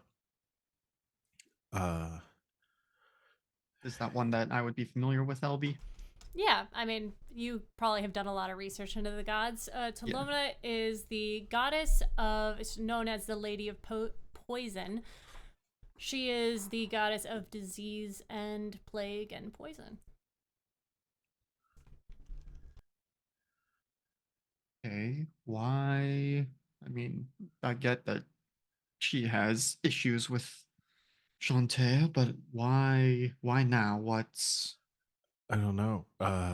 Everything was fine. I was just a normal day, as normal as anything is there, and she just showed up. Everything started to die, and she said that she was there to kill me, um, to get back at my mom, and then they started to fight, and then I guess Shantae just sent me back here. okay, I've got to get back there. I don't I understand, but it sounds to me like that is probably the last place you should be right now. Your mother is trying to protect you and can bend Talona off more if she doesn't have to worry about you. Yeah, yeah. No, you're right. Uh, yeah, but everything's okay here. Nothing like. Is this what we've been waiting for? Is this the thing? Is this? It could be. I mean, I haven't gotten any importance of late. I mean, it's actually just about, I was gonna head out to meet up with the others in a day or two, but this may accelerate that a bit. Yeah. Um. Yeah. No, we should probably find them as soon as possible because if something's happening, if this is it, then we need to be doing whatever it is we're supposed to be doing. As you say that, you guys hear a what seems to be giant explosion come from the not the center of town, but towards town. Uh, your daughter comes out from the barn and goes, "Daddy, what was that? Kruger, go back inside with your mother. What's happening?" It's okay. Like gets down Mm, to her daddy and Arrow. Hi. Just briefly being like, Arrows here are gonna go check. You stay inside. Let your mother know that one of Daddy's friends showed up, and we are going to see what the commotion is. Okay. And she kind of knows to listen and goes inside. You see your wife kind of like peeking her head out from the window of having heard the explosion, and she kind of calls Sugar to her, and you guys can see that there is in the darkness are large flames coming from one of the buildings in town.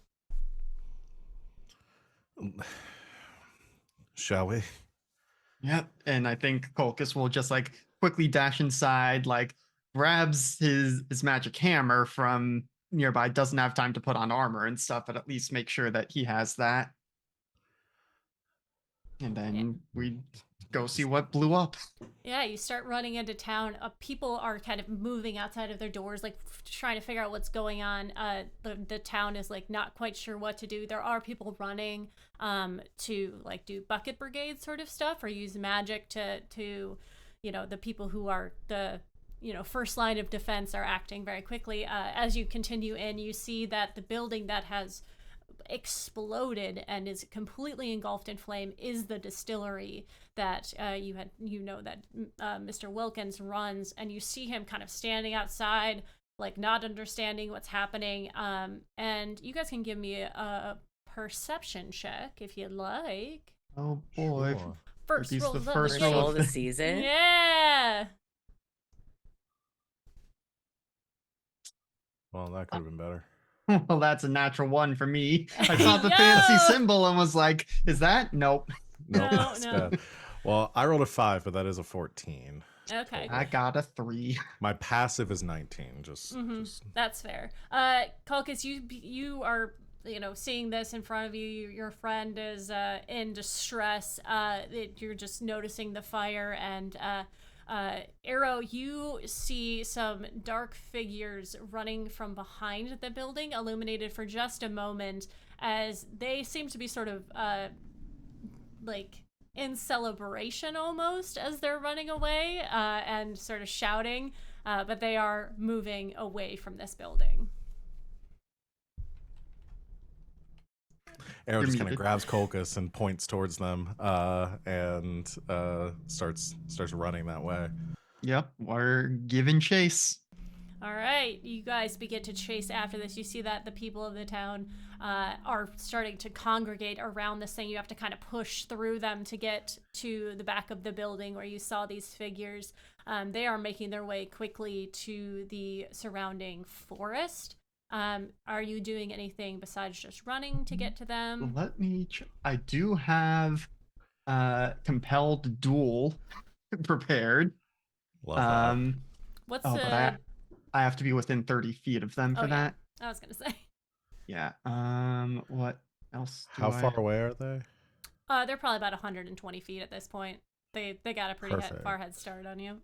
Perfect. I am going to say. cast plant growth. Ooh. I also just found that in my spell list. Okay. We both go to cast and we're like, no, you, no, No, please, no, please. I got it. Yeah.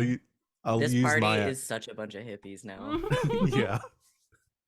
I'll cast plant growth because it's a range of 150 feet, so I Yeah. can get on them, and then all normal plants in a 100-foot radius centered on a point become thick and overgrown. A creature moving through the area must spend 4 feet of movement for every 1 foot it moves. Okay, perfect. So it reduces them to a quarter of their move speed. And what's the space that it takes up? 100-foot radius.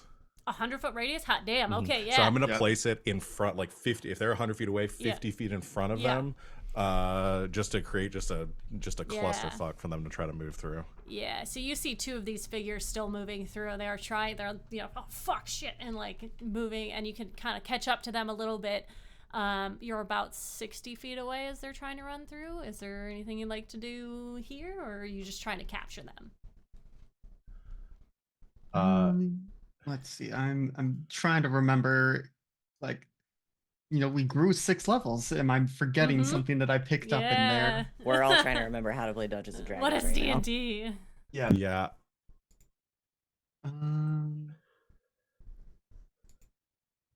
Okay.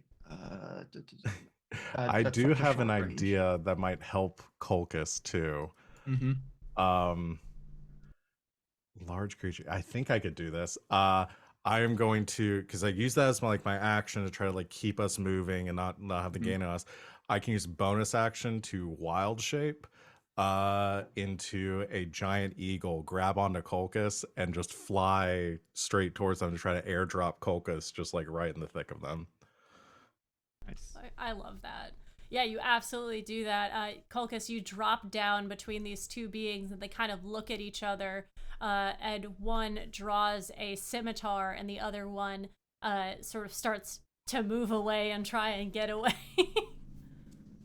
I'm leaving Colchis with that one. I'm going for the guy that's still running. All right, as Eagle. Yeah, as Eagle for if round by round, I'll probably shift back. Hell yeah. Eagle don't have a lot of hit points. Absolutely. All right, Colchis, what would you like to do? I mean, I think I am flopped down in front of this guy. Let's see. I mean, I think I will just go ahead and start with an intimidation check, but basically, you have assaulted the good people of this town, and you have made my daughter scared. You better have a damn good reason, or you are going to regret waking up this morning. You see that he looks to be some sort of humanoid. He's wearing a cloak over his head. It's a red cloak, but he doesn't seem to be very... you can roll an intimidation check for sure. And I got a 21 on it. Hell yeah. Okay, so he has clocked that you are very big and strong. You see him with his scimitar out.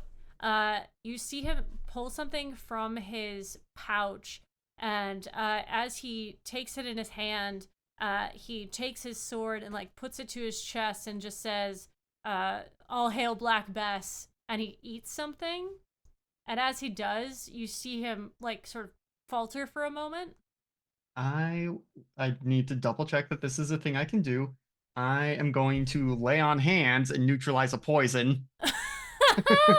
Oh my god. You're not dying today. Yeah. Nice try Um, crushing that cyanide pill in your Yeah. tooth. And like this, I just made this you doesn't even immune say to that they it. have to be a willing creature. That's true. That's true. All right, yeah, you take your hand on his shoulder and you see the foam begin to form in his mouth, and as as Lyra's power flows through you, the foam recedes and he kind of looks at his hand and looks at you, and like his eyes go wide for a moment. Arrow, you are chasing down this other one with as an eagle. What would you like to do? I use I'm gonna use my bonus action to rage and then grapple this guy and start flying straight up in the air. Oh shit. Okay. All right. So very angry eagle is going to grab fair. this man. Did you miss us, everybody? All right, go ahead and make your grapple check. Okay, I gave it advantage because I'm raging, and Yep. an eagle has a +8. I'm just gonna roll 2d20. Jeez, I'm rolling bad today. It's 10 plus 8, 18. I was gonna say it doesn't matter. He rolled a 1. Your talons make purchase at him as you grab him and start bringing him up in the sky. Yeah, you just hear start like him. flying him back over, like up and back to where we were. Yeah, you do so, and he is struggling underneath you. Colchis, you have this guy in front of you. Yes. Okay.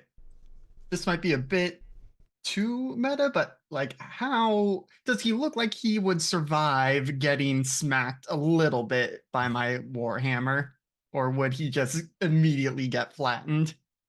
It is hard to say. I mean, he looks like any other humanoid. Yeah. He's So I not guess wearing rather- armor. Yeah, rather than that, and risk that, I will just use my channel divinity to do Nature's Wrath. So Okay. he's going to need to make a strength or dexterity saving throw, or he'll be restrained. Okay.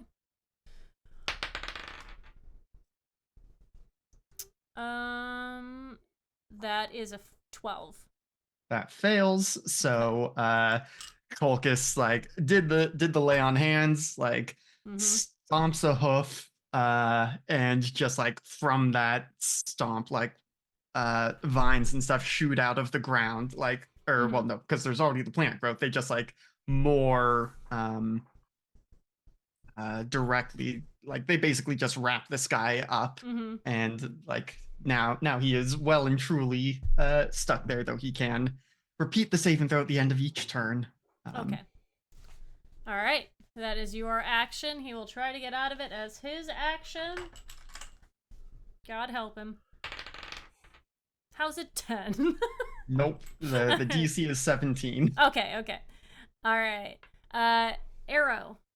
Yeah. I swoop back to where Colchis is with my new friend. Yeah, so for his turn, well, he went after you. You grappling is not that wouldn't be his action unless he's trying to get out of the grapple, right? Yeah. If Okay. he wants to try to break free, I'm assuming I'm about like 30 or 40 feet in the air. So if he So for his turn, he's going to do the same thing, and take a nice little bite of some fun stuff. So as you drop him down, he is writhing and very quickly succumbs to this poison that he has just taken. If I could, with my next action, I would try and lay on hands, but if it doesn't work, I understand. This is a very fast acting poison. But Yeah. Arrow, you on your turn, he is well, on his turn he would have died. So okay, I guess he's very limp when you set him down. Okay. Then yeah, I land big old eagle, looks down, looks up at Colchis and just gives an eagle shrug. Uh They like I would rather tried. take poison than give up what they know. I'll wild shape back out too Mhm. to a human. I was like, I swear he was alive when I picked him up. I think he ate Well, something. no, this one tried to do the same thing, but I would not let him do that.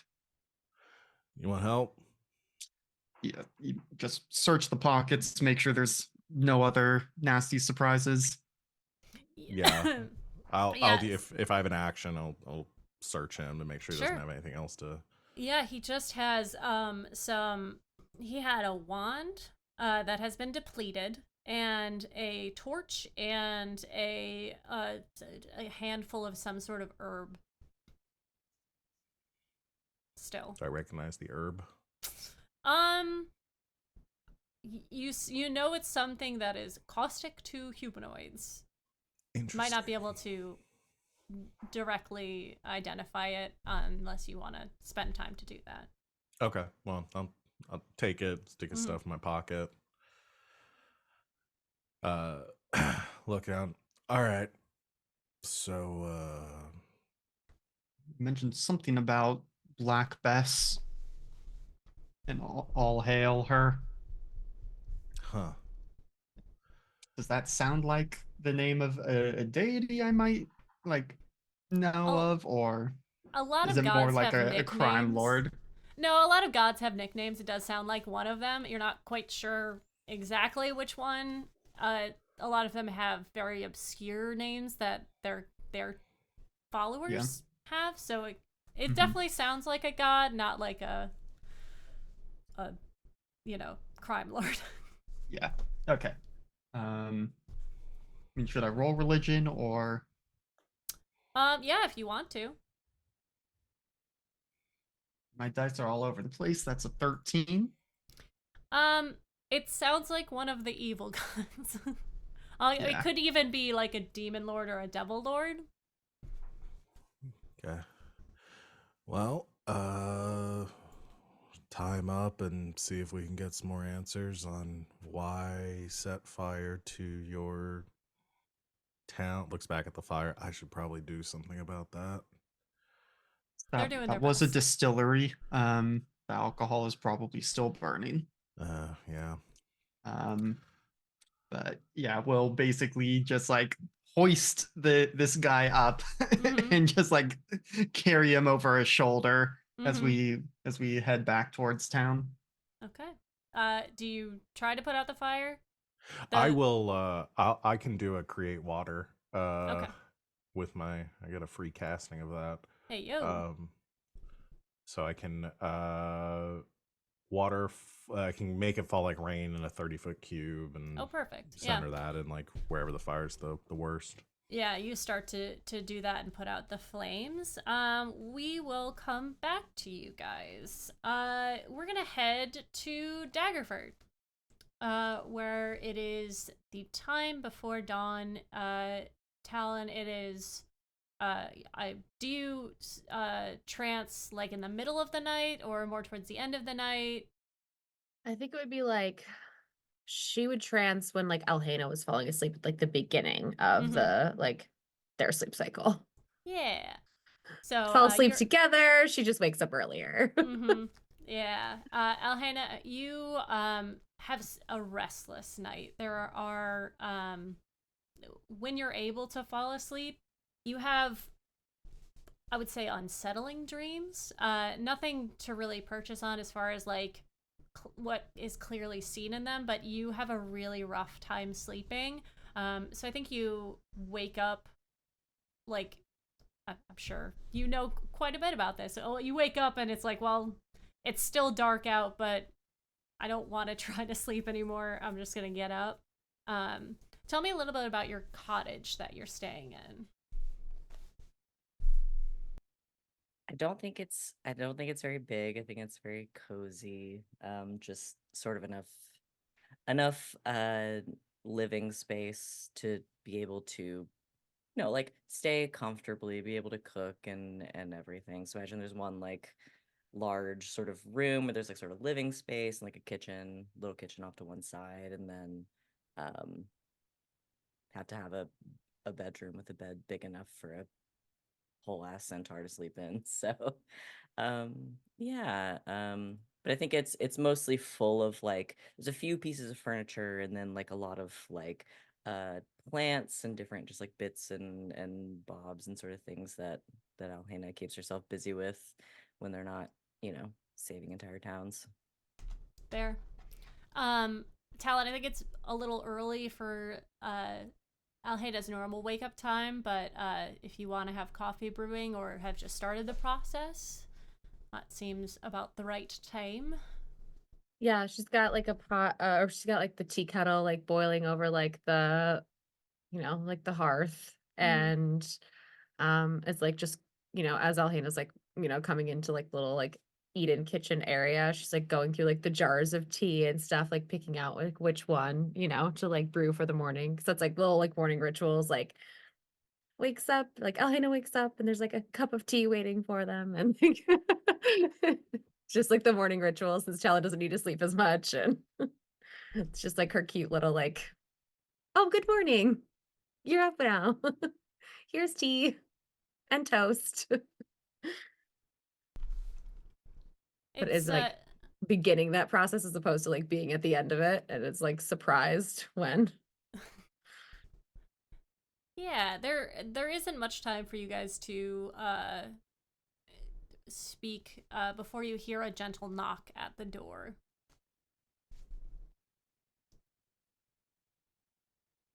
Are you expecting someone? Like real quiet so that they can't hear the door. No, Full are millennial, like you? Hiding. hiding. Uh, no, are you? No. I'll get it. Sort of pulls on, I don't know, Crimson hand in her arm behind the counter. Mhm. sort of has pulled on like a tunic. Talon's fully in Makes her her way to underwear, the doesn't door. care. Like, but there's a knife behind the counter. Uh-huh. Makes her way to the door, kind of peeks through like whatever like little window there is in the The front circle window in the doors. door. Yeah, yeah. You see someone you're very familiar with, Susan Rickford, who is the owner of the brothel in town. She has someone else with her standing behind her, but she's kind of sees you and gives a wave. It's Susan. Well, I guess let them in. I'll sort of prop open the door a little bit so that I'm taking up the door frame. Good morning. Oh, hey! Sorry to bother you so early. I'm here. I don't know if you've met. She kind of like turns, and you see a elven man who is, uh, adorned in golden vestments, and you might have seen him around town. He probably would have at least said hello to you, Alhena. This is. I gave him a name. His name is. Did I give him a name? It's Bobbert now. It's Bobbert. He is a follower of Lythander, a cleric, very low level cleric, but he lives in the town and has done for the last couple of years. And he sort of gives you a wave, and she says, "Oh, he's just been he was staying at the brothel, and he was having some troubles, and he wanted to talk to you about it if he could." Oh, right. Sort of like looks back to Talon like do you want to put clothes on or no? Okay. No. She got comfortable in her skin. Always gives her the option, knows Mhm. the answer, but feels like she should ask anyway. No, of course, yeah, we just made some tea. Come in. And they both do so. Bobbert. This is what happens when I don't name Good to characters. see you, Bob. Bob gives you a nod, sees Talon, and sort of quickly averts his eyes, looking at anywhere else. Takes a seat and sort of starts like very awkwardly and uncomfortably speaking, and he says, "I'm so sorry to bother you. I had a strange feeling this morning. It happened very quickly. I was at Susan's establishment, and I thought you, as another follower of a god in the same family, I was wondering if you are doing all right, and if you feel anything out of the ordinary." What's strange about the feeling? It feels like a part of me has gone missing. I'm not quite certain what is happening or what has gone on. It's not quite dawn yet, but something. I was in a dead sleep and was suddenly awoken by a light in my vision, and then nothingness. Like a part of me is missing. I don't know. My night was plagued with strange dreams. Unsettling. That's unusual. I'm simply worried about. I'm not sure. But I thought maybe coming to you, we could figure out something. While certainly they're try. having this conversation, Talon is sending a mental message to Tifa, reaching out as she does on occasion. Yeah, go ahead and what do you normally roll to? Is it religion to get in contact with Tifa? You're a cleric now, right? Yes. I feel like it would, I mean, like, I don't know, I can't think of a reason to justify it being anything other than religion. So I think we'll just do a religion check. Okay. Jesus. Just because that's kind of your her thing fucking now. skill checks are out of this world. Yeah, they're insane, aren't they? Jeez Louise. You have plus 10 to initiative now. Thank you, Gloomstalker. Lord in heaven. That's just gonna be a 13 though for the religion. Okay. You start to try to make a connection. You send out this signal to Tifa to try and get in contact. It's not quite making purchase with her, but you feel like your call has gone out. And you see that Susan has started like fixing things, like putting together, maybe a plate of food, or doing like hostess stuff, even though it's not her home. She's making sure that, you know, everyone has like tea and sugar and cream and that sort of stuff. And as you guys are talking, grab some mugs out. Yeah. As you guys are talking, you suddenly hear a very large crash, as if something has slammed into the ground outside of your cottage. And Susan is very startled. You see Bob stand up in a protective manner and like looks outside, just trying to see what's going on in the darkness. Stay here. I'll walk to the door. Knife out again. Yeah. Yeah, I'll grab much like a walking stick would be, like Valrea's spear is just like propped up right beside the door, just like sort of grabs it, peek out the front door. There is a large indentation in the ground just outside of your door. Some of the stones of the walkway have been kicked up, and you see sort of a slide mark in the ground off to the right side. Something white and golden is sort of off to the side, and you can hear some groaning. Can I do a perception check? Sure. To figure out if I see what it is from this doorway? Yeah.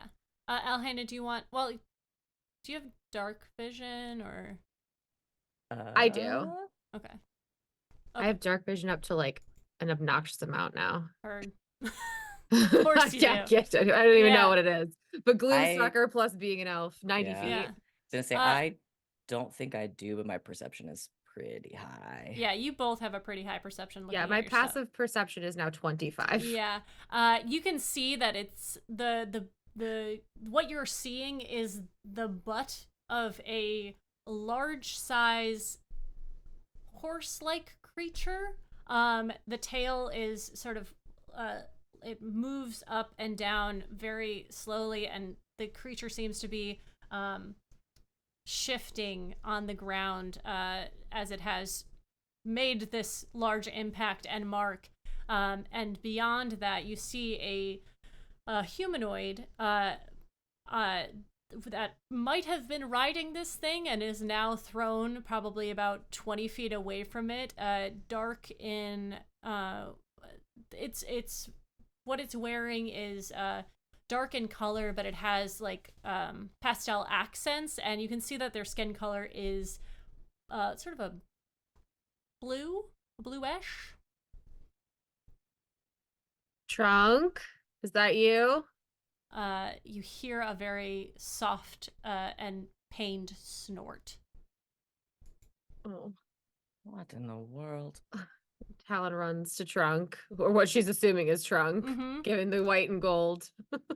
Yeah, you run over there and you do see this Kieran that seems to be very hurt. It has been taken a lot of damage, and from what you know of these creatures, they are, I mean, you know of Trunk in general, they are very powerful and very magical, and this seems to have taken a lot of damage. You can feel it connecting to your mind, and it says, go to Jonathan is really only its only thought right now as it is writhing on the ground. In my passing, do I sense that I can fix whatever's wrong with Trunk as I run by? You know that Kieran's are very magical. You could try, but anything that you're gonna do is going to be minuscule in what it can do to itself, basically. Okay. So he might just need time. But you guys kind of see Bob peeking out from the doorway, and he kind of moves over as you guys do, as he sees that it's safe, and he kind of puts his hand on the creature and he starts to pray, but you guys can move over to Jonathan, who is, like I said, 20 feet away, probably had made contact with a tree or something, and he looks incredibly rough, like death's door rough, as he's coughing up blood. Well, I think we both have spare the dying, so if he's that bad, we can fix that. But Talon will immediately, at the very least, cure wounds. Yeah, you can see that his wounds begin to heal up, and he kind of coughs again, and he looks up to you two and like relaxes slightly, and just says, thank God we made it. What's going on? The temple. He kind of like writes himself up, and he says, the temple has fallen. They've taken Rana. Who? I don't know. I was outside with Trunk. He woke me up. He wanted to have a slumber party outside, and we were roasting marshmallows or something stupid, and there was a commotion from inside. I tried to go in, but they were already under attack. So many were dead. I saw a woman. She was small and had white or blonde hair. She was just carrying something that was blue, and she was fighting Rana, and when she did, she touched him with it, and he became encased in this. I don't know. We were attacked by other things, and Trunk got us out. I don't know what happened after that. Okay. I'm going to pick Talon you will like up. help Now I'll take you hoist him inside. up. Yeah. Yeah, you're able to. He limps with you, and you see as you're walking past, Trunk is like attempting to like sit up, and you see that Bob is sort of like looking scared as he is looking at this creature, not because of the creature in front of him, but you see him sort of looking at his hands, and then he looks to you guys and he says, I can't. I can't use magic. I can't call upon my blessing. Everybody inside. You see Root, who was outside, is sort of resting on Trunk and is, as the years have passed, as you guys have gotten more comfortable, as Root has gotten more comfortable being around this large Kieran, they have become quite close friends, and you see that Root is sort of comforting Trunk, and Trunk appreciates them being there for him. He's not quite on death's door. He's, again, very hurt, but he just seems like he needs a little bit of rest. And as you all go inside, Jonathan takes a seat. He probably needs to be put on a bed at this point. Your healing has helped him a lot, but he seems to be in mental turmoil as much as he is in physical anguish. Yeah, either lay him on the couch or the bed, whichever's probably the couch would be closer. Yeah. I don't know what is happening. I still feel Valeria, she's all right. But I could not sleep last night. Neither could I. What is happening? I think we're going to have to ask her ourselves. All right. If you give me a moment and perhaps a glass of tea, I will be able to help you channel her as much as I can. You rest. I'll figure out what's going on. Okay. Talon pulls Alhena aside, like towards the bedroom, not quite in it, but just like in a little corner for a second.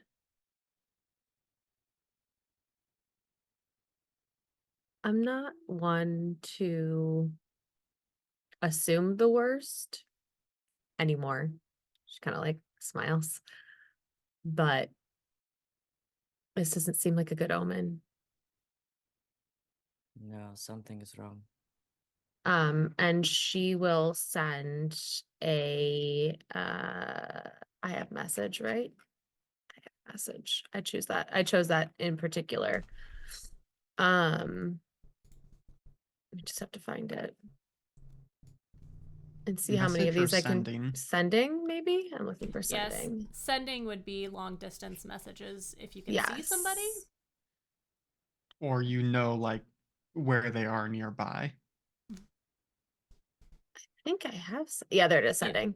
Yeah, I have sending. So she will throw a sending to each of the friends that she's not in front of currently. And say the Temple of Lathander was attacked. Alhena and I are going to investigate. Are you guys okay? To everybody. Okay. We will get back to that message and we'll move on to the wonderful circus, the all-night circus that has been happening just outside of Waterdeep. Moxie, this is something that you guys do yearly. It is like the big to do before you guys are done with your season there. You have some very big guests that are in attendance, one of which is Ghost, who is a very prominent member of the Waterdeep community.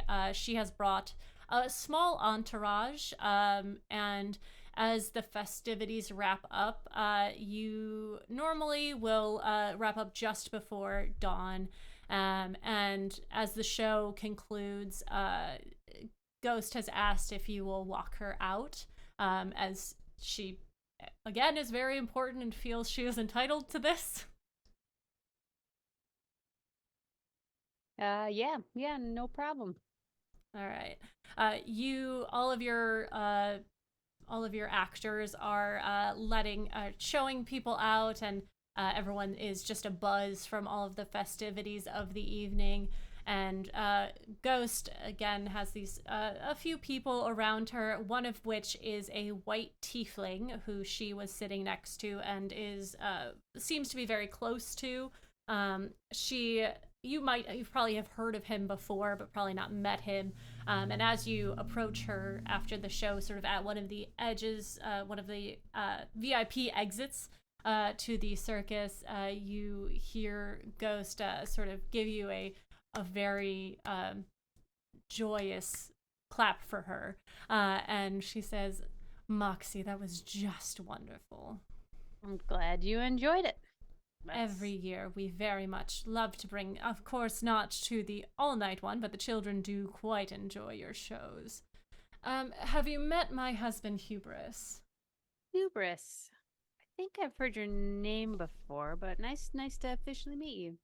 He gives a bow as he flourishes his jacket. You see on his either hip there is a I mean, maybe you've seen them before. They're guns, but they seem to be sort of latched onto his belt. He gives this large bow, takes your hand and kisses it, and he says, Darling, it was the best show that I've been to in years. Well, that is an amazing compliment. I appreciate that. He laughs, and Ghost says, You must tell me the next time you're in town. I should take you to dinner sometime. Absolutely. I will show you the best of times. The dock ward, though it can be quite dingy. There are many places there where you could find a good meal. That sounds entertaining. Yeah, I'm in. Wonderful. Well, I hope you enjoy the rest of your morning and get some sleep if you can. That sounds ominous. I will. Thanks. You see a very coy, teethy smile as she looks at you, gives a nod, and he takes Ghost's hand very gently. Hubris does, and they begin to walk not towards the crowd. She seems to be taking a different path out, as she is a very prominent, important person and needs like a VIP exit, so she doesn't have to mingle with the masses. You're standing sort of at the edge in the end of the big tent, and Morty approaches you, and he kind of very shyly says, I think that went really well. What do you think? I think that was good. Did you see that? What? That white tiefling and Ghost? Oh, yeah, they seem to know each other very well. Well, yeah, they told me to get a good night's sleep. I don't know why. I don't like that, but... Well, I mean, we have been doing a show all night, so... Well, I know, but I feel like Ghost knows things. Ghost has a lot of contacts. That's true. I don't think she'd let anything happen to us, right? I mean, she has a lot of contacts, but she likes us, right? I don't know. Who knows?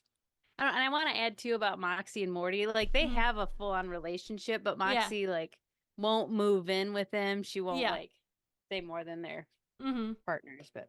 Yeah. He kind of, like, moves some of your hair out of your face, and he says, So, do you want to get breakfast before we go to bed, or...? Yep, I'm in. Let's go. Okay. He offers you his arm. She takes it. You know that the other people running the circus are very efficient. They will tear down and wrap before anyone goes to bed.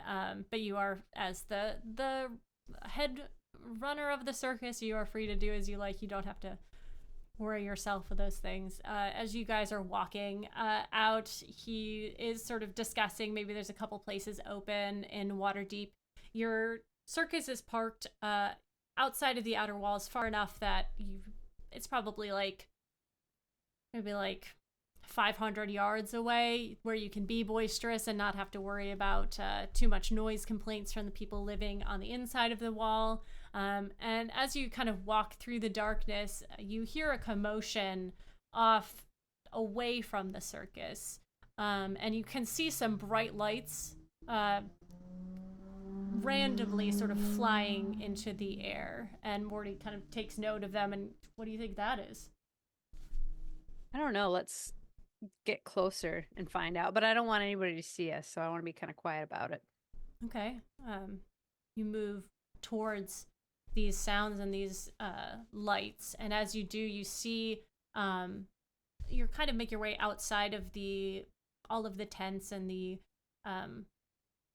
carts that have been placed here. You get to the edge and you see a little bit in front of you that there is a body in the grass a little bit a ways up. And about probably 150 yards away, there seems to be some sort of battle going on. There are two. Do we know the body? You take a closer look at it. It seems to be someone that Ghost was with. Oh. Morty, I think we need to get over there. I don't care if they see us right now. Yeah, me? You want me to get over there? I don't know. Do you? He pulls out a hammer and he's like, okay, yeah, I got you. I got your back. Or you can go back to the circus and get somebody. See if any of my friends are there. Okay, yeah, that's probably a better help that I can do. You see him kind of like stop and then run off into the circus. You begin to make your way out towards it. As you move closer, you see there are other bodies in the ground. They are completely eviscerated. Large gashes across them. One of them is cut in half, and you hear large pops, and you see magic coming from a weapon. As you move closer, it is easy to see that Ghost and Hubris are facing off against something beyond them. And Ghost has her hands in these gauntlets, and they are ignited in a blue flame. And Hubris has his guns out, and as he fires from them, they are casting spells that are going off into the darkness and making purchase with something or flying past and exploding behind them. And as you make your way closer, you hear like a crack of a whip, and you see Hubris fall. And as he falls, you hear Ghost yell in anguish and anger. And she just says, "You idiot! Asuran's vengeance will..." And as she says this, you see this blue light take hold of her. And as it does, she begins to look very confused around, and you see this sort of gem-like blue visage encase her, and she cannot move. All you can see is this blue gem that very quickly sends off a light up into the sky and then fades, and there is just like a blue pulse from this thing. And she's still in it? She seems to be frozen in it, yes. Do I see the people causing a ruckus? They are on the other side, but you can move closer if you'd like to. Okay, I don't know if Ghost is okay. Does she look like frozen in it, like she can't move or anything? It's very hard to tell, but she is not moving inside of it. Okay. I feel like I need some sort of fire thing.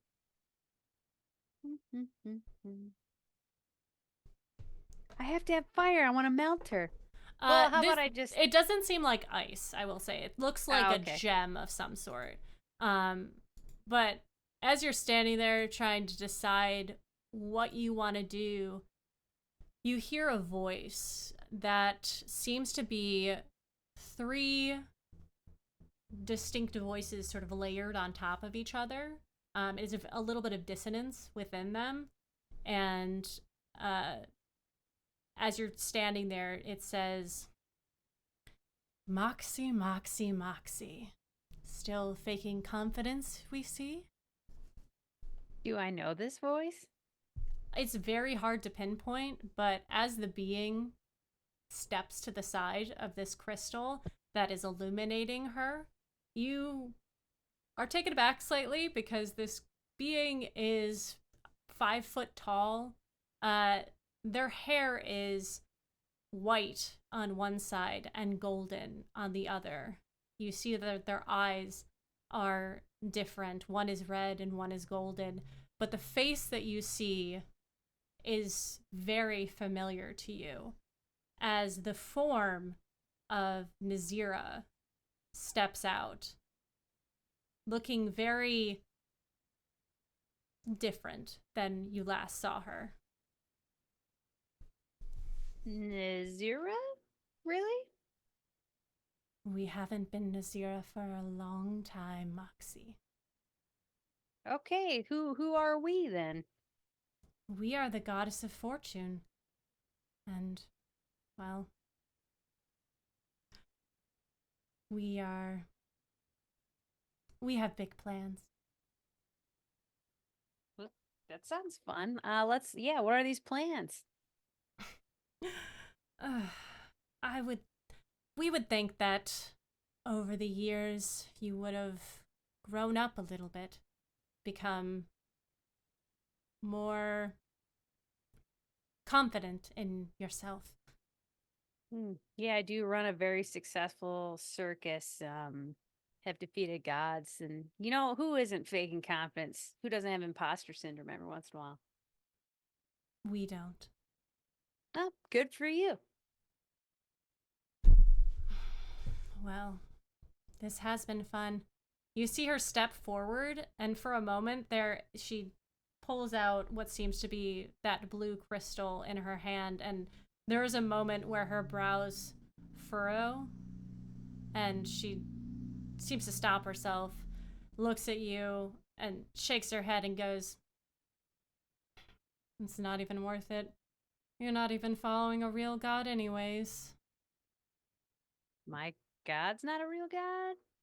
Is that what you're saying? Please, Moxie. Not here. They may run a lair, but they are not a god. I don't know. I feel like running a lair's pretty good. But why? Why do you care? Oh, we have big plans, Moxie. Soon, there will be no dawn, no war. And, well, no vengeance. And she sort of like taps the crystal that holds Ghost. And once there are no ways of protection or storms, well, the people will follow the goddess of fortune, the one who will give them what they need.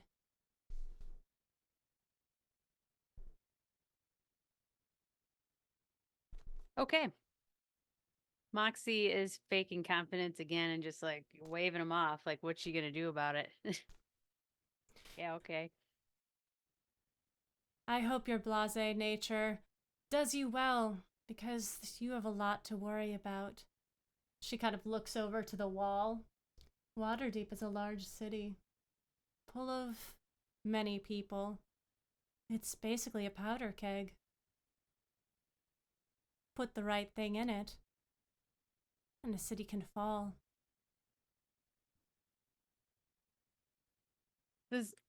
Do I get the impression I like this thing? If I try to hurt it, will completely fuck me up?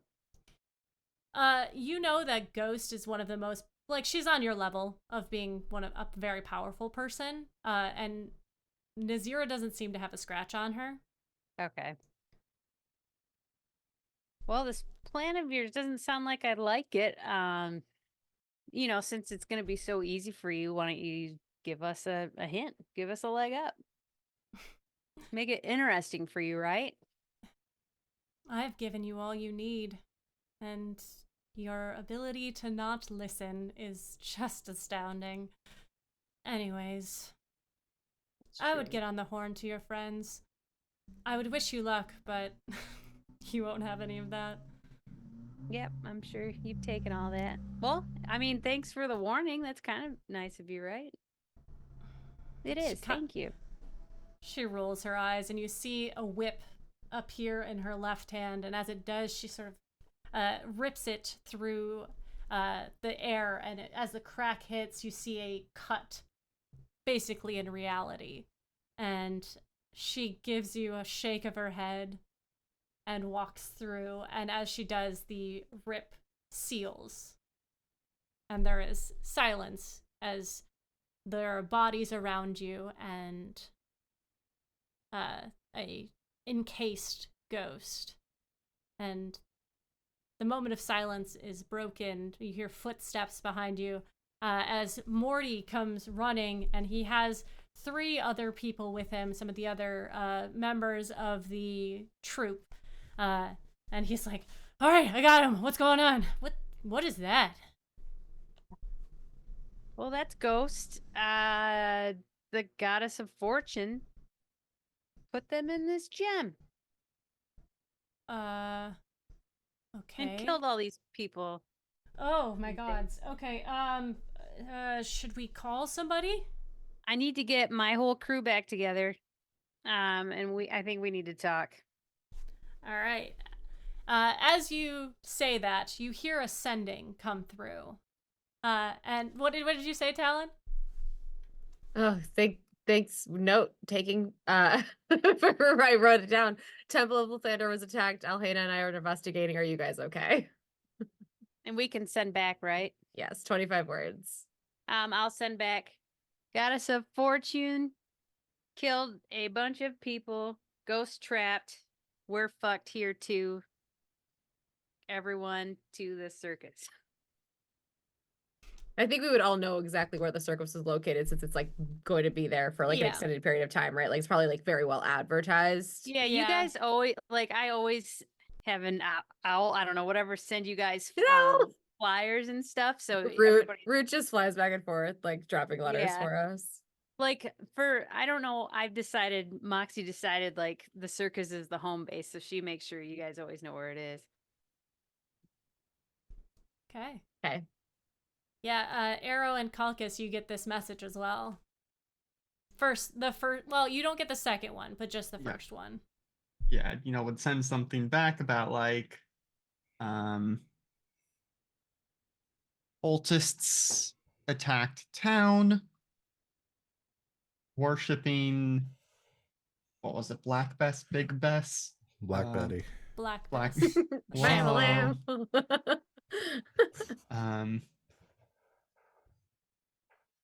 Cleaning up here, be there soon. Like there's more words, but essentially just like we've got a small crisis here, but after that we will be heading out.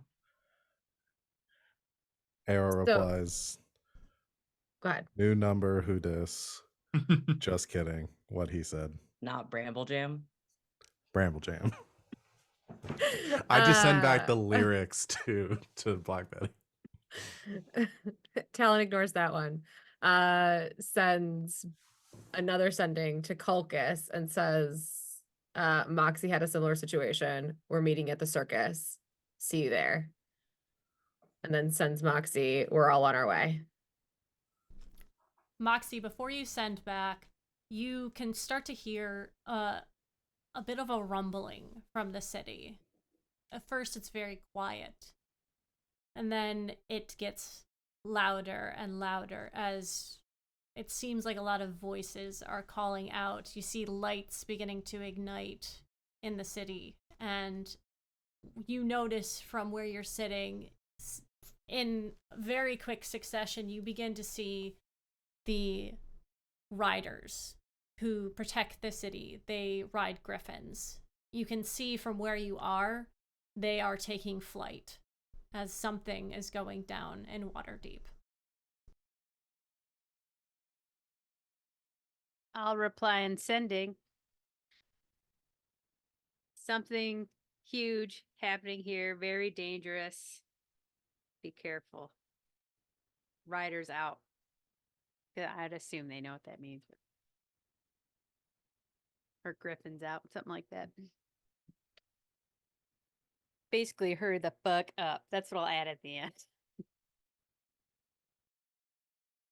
Just a hurry at the end, like a ... Yeah. Just imagine that sending does censoring on swear words. Yeah. You know Moxie, so you can hear the tone before you even hear it in your head. Or wait, do you hear it in your head? Yeah, it's your Oh, voice. okay. So I'm like, fuck. Yeah. Shit's going down in Waterdeep. We're already packing. Yeah. Jonathan and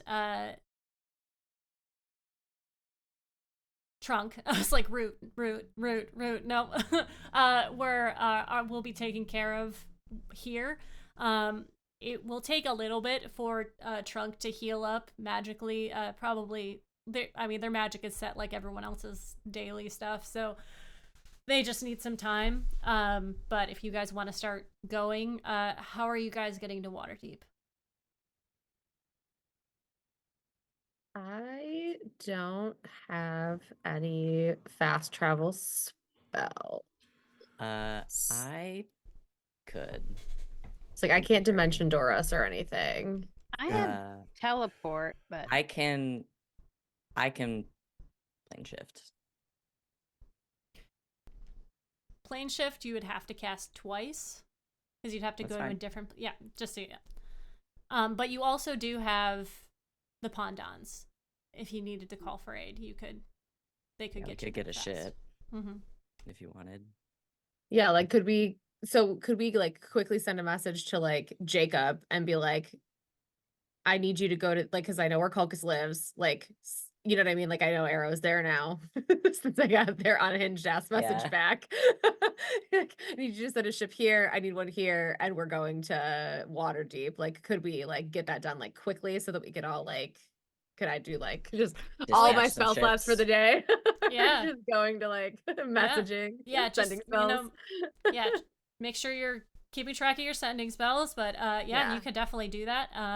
And they could get you there very quickly. Because they can do teleport stuff on the ship. But I think that's a good spot for us to end it for this week. Because we're about at time and Waterdeep's gonna be a lot of fun. Yay, we're back! I'm sure we could knock that out in the Woo. next 5 minutes. Yeah. I'm sure it's not that bad. We show up, we say stop it, and they're like, "Oh, okay, sorry." Okay. My bad. Yeah. All right. Thank you guys for joining me. Do we want to do stars and wishes for this game? Well, it's up to Yes. you guys. I have Sure. a star. Okay. All right. Let's do stars and wishes. Go ahead. My star goes to Val for when a bunch of bad shit was about to happen. They're like, okay, gotcha. I'm like, didn't give a shit at all. And that really cracked me up. That's just such an Arrow thing. And my wish, I do wish we do get kind of beat up by whatever's going to happen. Like, because I don't care if I die, but I'm excited to be challenged. That'd be a hell of an episode too. I know. TPK. Honestly, I could do that. I'm coming back as a ghost if that happens. Ghost is Or captured. Morty. No, a ghost. A ghost, not the ghost. Or I'll polymorph into ghost. Okay, that's all. I can polymorph into a ghost, but I can only do it once.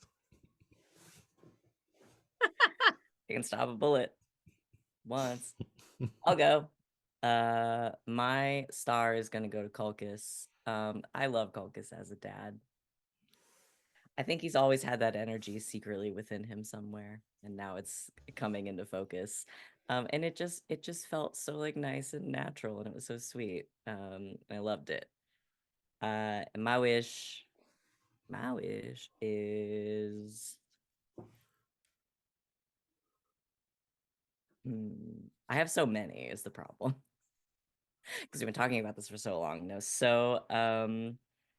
Yeah, my wish is for some time to dig a little bit deeper into how relationships have evolved over the last 6 years, because I am absolutely positive that some of our party members are going to have questions about that. So, campfire talks. That's my wish, as always. I can go. My star goes to Tanya / Moxie for the absolute sass given to Nazira, like faced with a person from our past that was our friend who was like standing there in an obvious like betrayal situation, like the cool, calm, and collected, just like fucking handling it was so good because I and Talon probably would have just been like, what? And you were just like, okay, and just rolled with it. And I loved Moxie's just like roll with the punches vibe, and her attitude is always so good. And she just like she was getting like absolutely shit on by this person for no reason, and was just like unbothered, and I just love that about her. And my wish is what's my wish? My wish is going to be for I want to check in on all these other actually no, I'm changing my wish. My wish is I want to meet an absolutely like unhinged champion of another god that's really hard to hate because they're fun. You know what I mean? Like that, That's like such a good you're wish. supposed to be my enemy, but like I kind of love your vibe. That's what I want. That's my wish. I want somebody that's really hard to hate.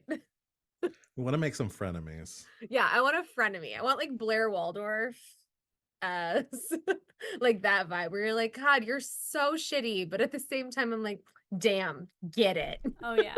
Oh yeah. That's what I want. I want an unhinged champion from a god that we're supposed to be enemies with. I want a frenemy champion.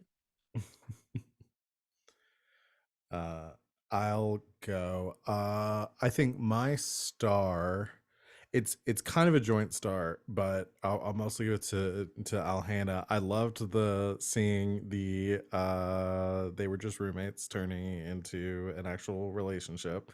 I liked seeing all of that and seeing y'all in your sort of domesticity. Um, but I really liked the moment of seeing Alhana being like, I know you're fine with this, but do you care? Are you gonna put on clothes? Like, what's going on here? I'm just asking to be polite. Okay, all right, come on in. Like, it was very funny and very real. So I liked that. My wish is actually echoing the Daddy Kulkus star. I want to see Kulkus go like full dad. Like, does Kulkus wear jean shorts under the armor? Does he play golf now? Like, I want to see just like how Does full Culcas dad. wear New Balances with his armor? Yeah, does he have like the high white socks and the New Balances? Not unless they make them to fit hooves. Yeah, imagine like Yes. Here, Yeah. absolutely. I absolutely love that idea. Just like in our downtime, like when we're like long resting at like camp and stuff, just to see Kulkus being like full dad energy, because that would send me. So yeah, that's my wish. Okay, my star is gonna go to Rachel and Talon because I know that I am normally an objective focused player, but just Talon being full like, okay, organizing everything. This is what we got to do. This is how we're gonna get everyone back together. Was nice because like Colchis is obviously distracted at the moment with his family stuff, but it's good that someone is getting it all in motion. And then my wish, I know that this isn't reasonably going to happen, but I want to take the cultist that we captured and just like drag him around with us and just like keep shoving his nose. And it's like, look what your side did. Stop it. This is our pet now. We're taking him with us everywhere. Bad dog. It's like, I told you everything like 3 weeks ago. I don't know anything else. Well, Don't you're bring stuck that with us cultist now. around Talon. All right. God, I don't have like an individual star because I just love seeing all these guys again. I think I love the blasé nature of Moxie, and yet she is still like, yes, I'm faking confidence. I like Arrow's like explanation when they came back and was like, okay, shit's hitting the fan, let's go. Alhena's caring nature is always great for me. I like that she will like immediately go to aid. And I like that Talon was just like, yeah, no, I'm in my underwear, it's fine. Let's just come on in. I'm gonna go outside. It's great. It's fine. And then Dad Kulkus, and also like the lay on hands was choice. Very well Oh done. my god, that was so good. So clutch. I was really hoping that that arrow was gonna get to them first, but because I knew that was gonna happen. But I very much enjoy it. It's one of those things too. Like I get to like you can't plan for that as a DM, Yeah, especially when yeah. you have these high level characters. Somebody's gonna have something that's gonna throw you through a loop. It's like these guys are gonna come and they're gonna like kill themselves, like, and then I'm just done with these characters. And now you have this NPC, we have this NPC, and we will Yes. talk to them now. Yeah, yeah. Yeah. Absolutely. And I have prepared slightly for that, but it's you comfortable? My wish, I'm really excited for the first combat because I have not run a level 15 combat before. I've been prepped enough by people who have, and also by making the stuff. So I'm excited for that. And getting into the mystery and you guys figuring out, well, I mean, it is slightly a mystery. You know who the big bads are at this point. Find out if there's more, find out what their plan is, that sort of thing. Hello, thank you guys for the raid. We're just wrapping up. I'm so sorry. But if you like this, you can watch the VOD. It will be up on the YouTubes, which is below, Hack Recklessly. But this is a great first episode, and I'm very glad to be back with all these characters. So thank you guys for putting up with all of my bullshit and the revelations that have happened and are to come. So do you guys want to, let's go around and have everybody say who they are and where our raiders can find you. Starting with Tanya. Oh, hi. If you're in Michigan, I have a show with Oh Hey March 2nd, which is a duo, and that'll be a variety show. And then March 8th, a Friday, with my group Pants. Both really cool names. Anyways, you can find me wherever at Tanya Rowland. I'll post about it on Instagram. And that's all I got. That's me now. Hi, everyone. Val, if I made the Kraken's Crown, mostly over on game nights or GGK. I run a couple of games over there.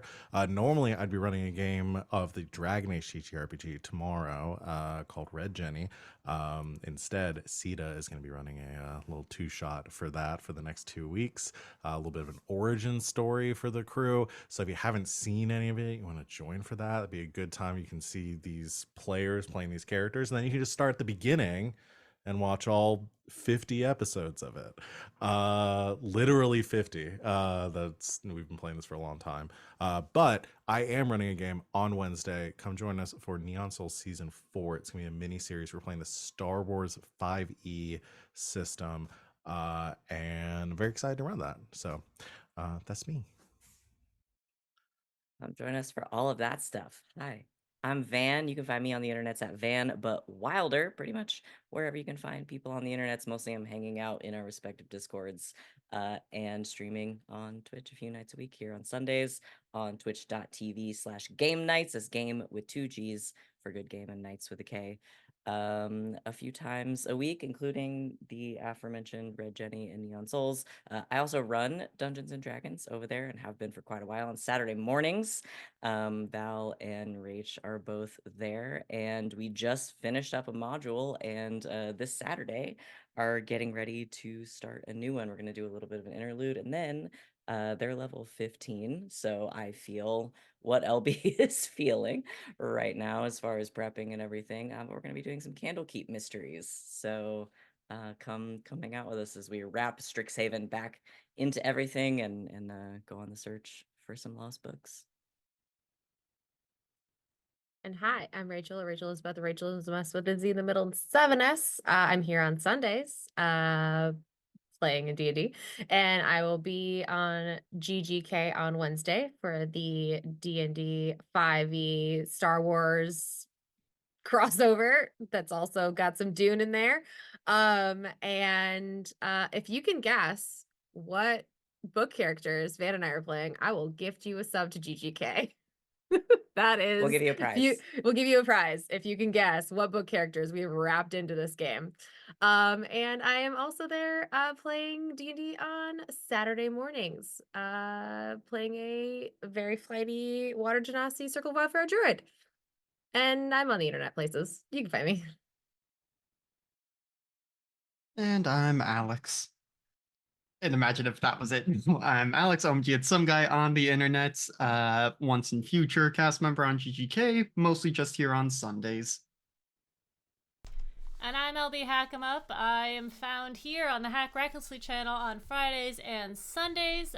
We'll be dark next week for our Sunday game, but Ren and I will be playing on Friday.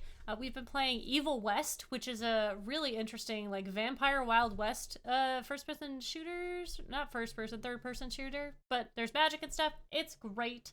Yeah, it's a lot of fun. I'm excited to get back into this, and next week, the week after next, Ren and I will be together. We will probably stream on Friday a game we're sitting next to each other, which will be like old times. So if you like that stuff, hang out, and if you like this game, join us on Sunday nights, 8 p.m. EST, and we'll be back in a couple weeks. So I guess I'm LB Hackabup.